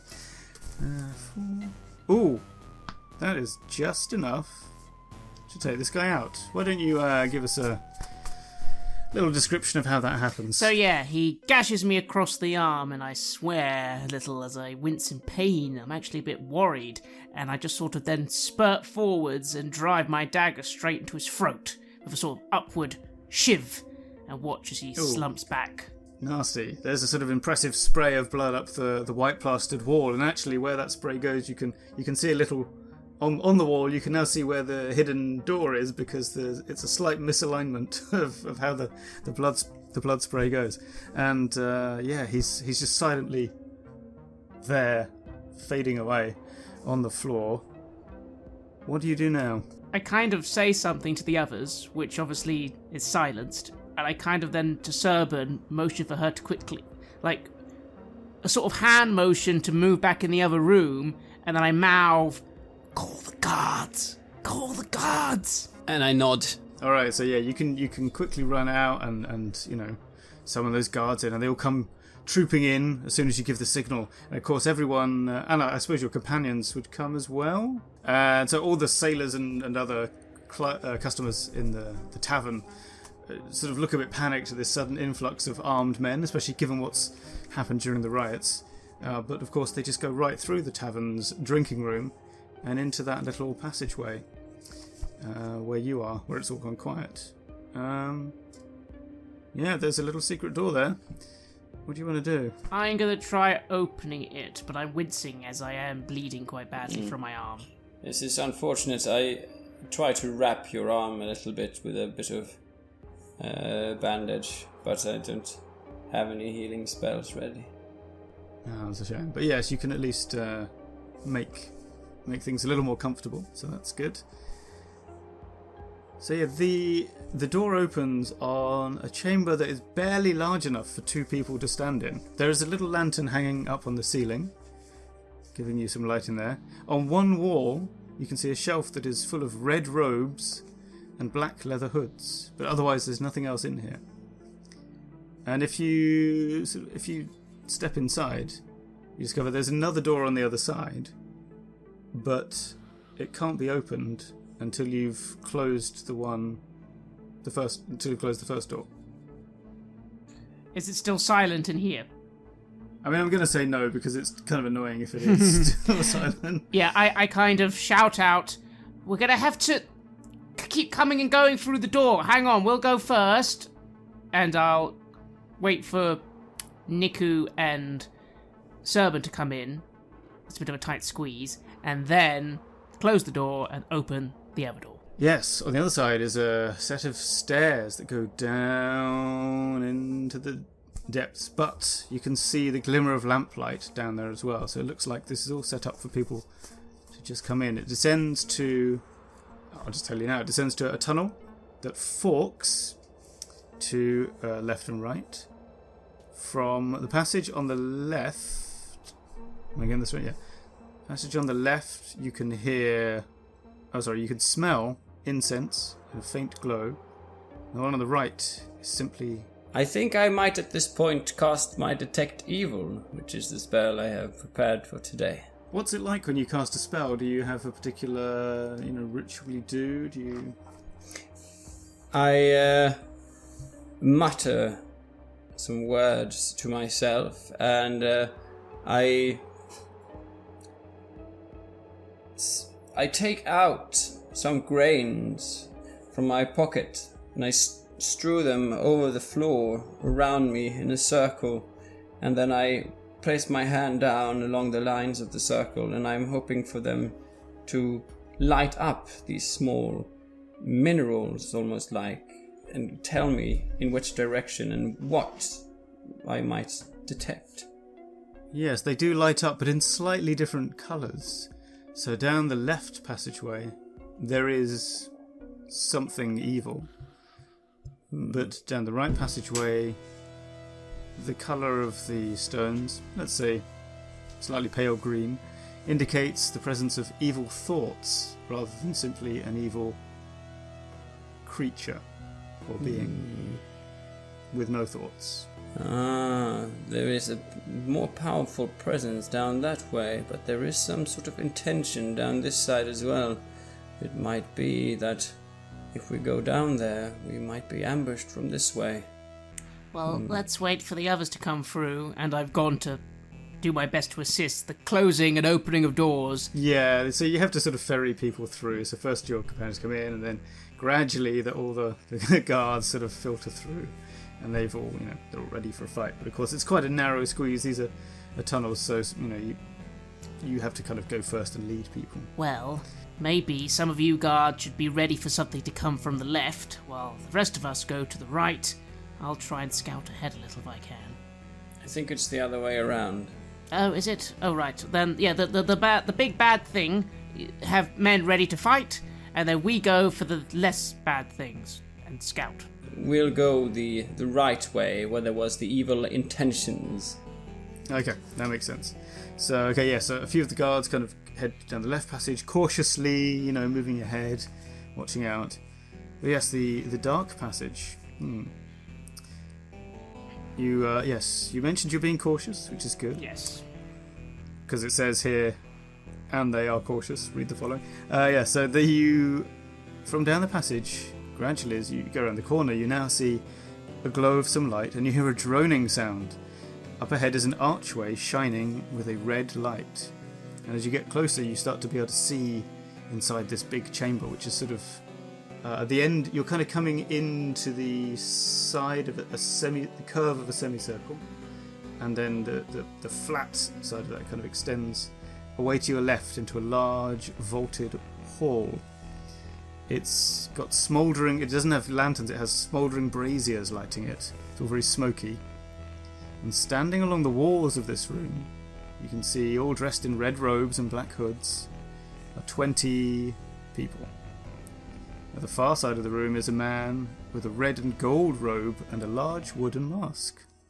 And it's a full mask, you can't see any of the face. It's not like the hoods where you see the mouth. This one's a complete blank wooden mask. And he's speaking to the crowd. And behind him and this is some classic sword and sorcery, is a large bronze gong. And the master leader says, "Now is our time. The city will lie helpless before us. The people will side with us. Our enemies can be crushed. The Duke will feel our power. Those who oppose us are weak, and we know what to do with traitors." And you hear murmurs and occasional shouts of agreement. "Now take the traitor," and he points to one of the robed men. "He will suffer for disobeying our orders. The woman was not to have died." And at this, all the other masked men move towards the one that's been pointed out, and of course, this robed figure starts, trying to pull away and hopelessly going, "No, no, no!" And, well, they surround him and they're making a growl of rage, and he starts to scream in panic. Do you do anything? I kind of give Niku a look and mutter under my breath, "If we want to get the jump on them now would be a really good time to do it. No?" And did any one of the guards come with us, or were they just... I think maybe, like a good, half of them would have, and your 3 companions are with you, so there's probably 9, 10 of you in total down this tunnel. Does that sound fair? I think so. Yeah, I'm getting a bit suspicious about what they're saying, that she was not meant to die. Do I recognize the man with the mask, the voice of him? You do not recognize this voice. It's clearly an enemy of the Duke's, who would be on his side. Right, so it should be our time to step in and say that this is shut down. I step in and I say, "This meeting is shut down on order of the Duke, and we are here with men representing the houses of this city." All the robed people turn to look at you, and the one who is a traitor is sort of still struggling feebly but can't quite get away. And the leader was turned away because that allows him to impressively turn back towards you. And he just points towards Niku and says, "Kill him." And the robed men 2 of them are still holding the traitor. The rest of them naturally have those sort of curvy, pointy, bronze-looking daggers that they pull out from their robes, which they were about to use on the traitor.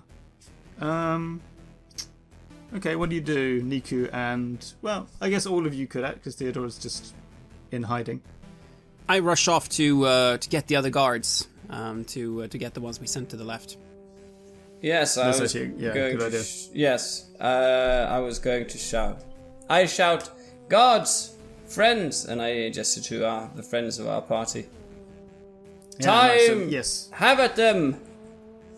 So, of course, a classic kind of Hollywood brawl scene initiation starts, where all of your side kind of file into the room and pull swords, and then we start getting starts of swashbuckly ta-tang, tang, clashes of metal sounds.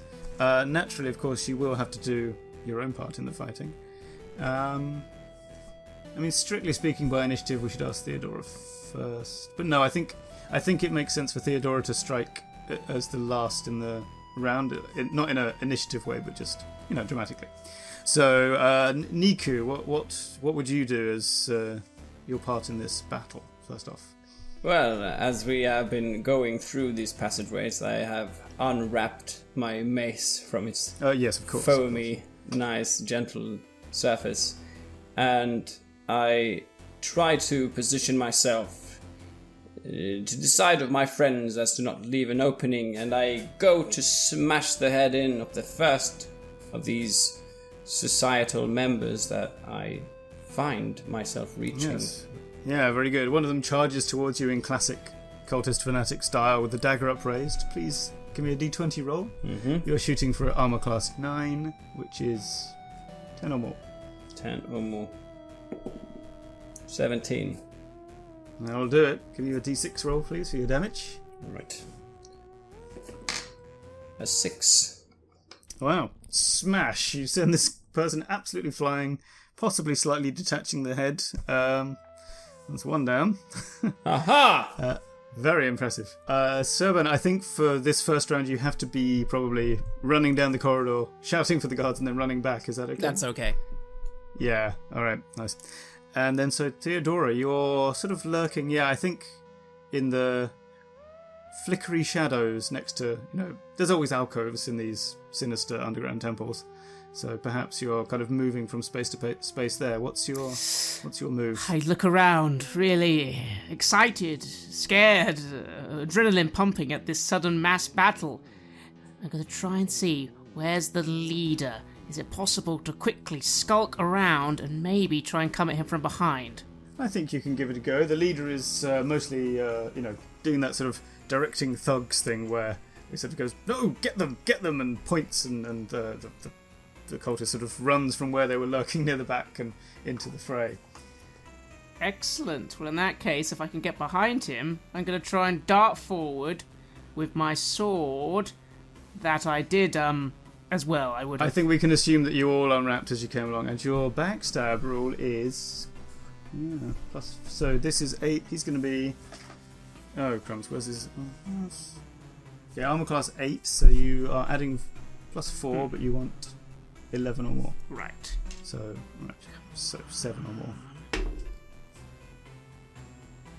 I got 11, 12, 13, 14, 15 with the plus 4. That's enough. So roll double damage. I would say d6 and then times by 2. D6 times 2. So I'm feeling very generous, apparently. That is 5 for 10 damage. Whoa, okay, this guy had way fewer hit points than I expected. He is dead. Yes, I kind of just see him. I go round the gong, actually, and I'm just hidden behind that gong. Good. And then I just step out, and I just dive straight for him, driving the dagger sword straight through his back. And as it goes through him, I just go, "Ha!" Yes, he sort of turns round with arms in the same kind of, that sort of hands to heaven posture, but this time it's one of just collapse and falls to his knees, and then just for some reason decides to take the mask off before dying, and there's a smear of blood from his hands, and then you look into his face and you have no idea who this guy is. He just looks at you and goes, "No, I was so close." And then that thing happens where a trickle of blood comes out of the side of his mouth, and then he collapses, and now I make a morale check for the rest of the Veiled Society. Which they pass depressingly. And the guards and your friends are getting the better of the battle as well. Stabbing is happening. A good half dozen of the society members have died already. And to be honest, actually, now that the backup guards are coming... Oh. Yeah, I don't know. I think you still have to deal with this. So, let's go around to a new round, I think. And ask what Serban does. You come in, you can see a murderous-looking Theodora standing on a big stage over the body of a guy in a robe. Niku has just knocked someone's head off, almost. And there's just a huge, completely confusing sword and dagger fight going on in here. So what do you do?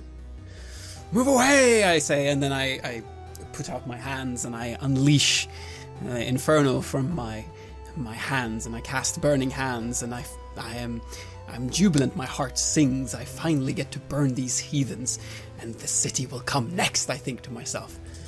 Yeah, and I've just realised these guys only have 1 hit die each, so you actually might kill quite a few of them. So let me just do a quick random roll, see how many hit points they have. Oh wow, okay, so about half are already dead. Now maybe another 4 just immediately collapse and expire in flames from that Burning Hands arc.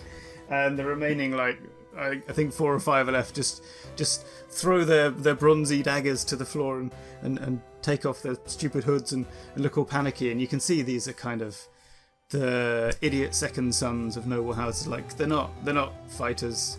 They're not even that smart, and they're just kind of in absolute panic and put their hands up and go, please, we're sorry, we're so very sorry. I hold a sword to the throat of one of them and go, "That's fine, you'll be surrendering and we're taking you all to the Duke." And you see me halfway through the sentence of saying, "Burn in righteous fire," with a flask of oil in my hand as if I was ready to follow up on Serban's attack. But as I see Theodoras is stepping up, I'm sort of putting a damper on myself and my mood, and I just say, well, that's that. To be honest, Niku would notice that in my other hand, I was also going to go for a flaming flask of oil that I've then just stopped. Yes, we are very similar. Great minds think alike. Time to find out what is in the other chamber. Yeah, well, it was evil. And what it was is a strange, magical, giant, carnivorous plant called a siren flower that you did very well to avoid. But you can kind of, since you're being cautious, you're able to keep your distance from it and decide, yeah, let's not go down there. But there are some other things to find down here beneath the blue water mead hall. There is a prison cell containing a member of the Duke's Elven Guard who has been kept here for some time. He's very pleased to be released. And there's also a secret chamber that is behind the meeting hall. And this is lit when you get in there by hundreds of sputtering candles. And it looks like there's been a fight in here as well. There is an old man lying on the floor, face down in a pool of blood. He's been stabbed. And when someone flips him over, one of the Vorloi guards goes, That's Karth of Radu! Ooh. One of the senior members of the Radu clan. There we go! We knew it! They were involved the whole time! And I just nod. Yes, yes, yes. Well, it seems this society was stabbing right and left. It seems there's some kind of disagreement amongst the leaders. But at any rate, the masked fellow that commanded the traitor be put to death is also one of the Radu family. And before long, word gets out, and the Duke has the whole family declared outlaw. But let's wrap this scene up there with you guys having uncovered the heart of the Veiled Society. And maybe let's do some quick epilogues. I think that's always a good way to wrap up a one-shot. Let's go with Theodora. What is Theodora doing a week from now? Theodora is waving farewell to the village of Blackvale. After all, we were successful. The Duke gave us a quite substantial reward, as well as the family of Vorloi promising to aid our village for some time to come. And I feel that was good enough for me. I'm going to see if I can be employed by the Duke. He said there could be room for someone like me with a keen mind and a good sword hand. Maybe I can do something more interesting. After all, the Duke is looking into expanding his domain into many other lands as well, and other towns, and maybe someone like me could be useful in guarding and, well, I don't really know what I'll be doing, but it's going to be interesting, and I'm fine with that, although I have made sure to say goodbye to Serban and Niku, who I will miss. Alright, nice. I'm going to ask, what's Niku doing 1 month after the events at the Blue Water? A month from then, I sit back in the village. I am looking at the enormous pyre that Serban has helped creating. We are doing our weekly burning, as we do, and it's been a few outlaws that we have caught this time, and they're burning nicely on the pyre. Nice smell, a lovely scent of roasting human meat, and I'm looking around happily at the village, how things have turned out, and I turn my little fish on a stick that I have roasting over this huge fire, and looking at my friends and looking at my new wife, whom I met, who was one of the ladies that I was flirting with while helping to carry the things out in the village of Specularum.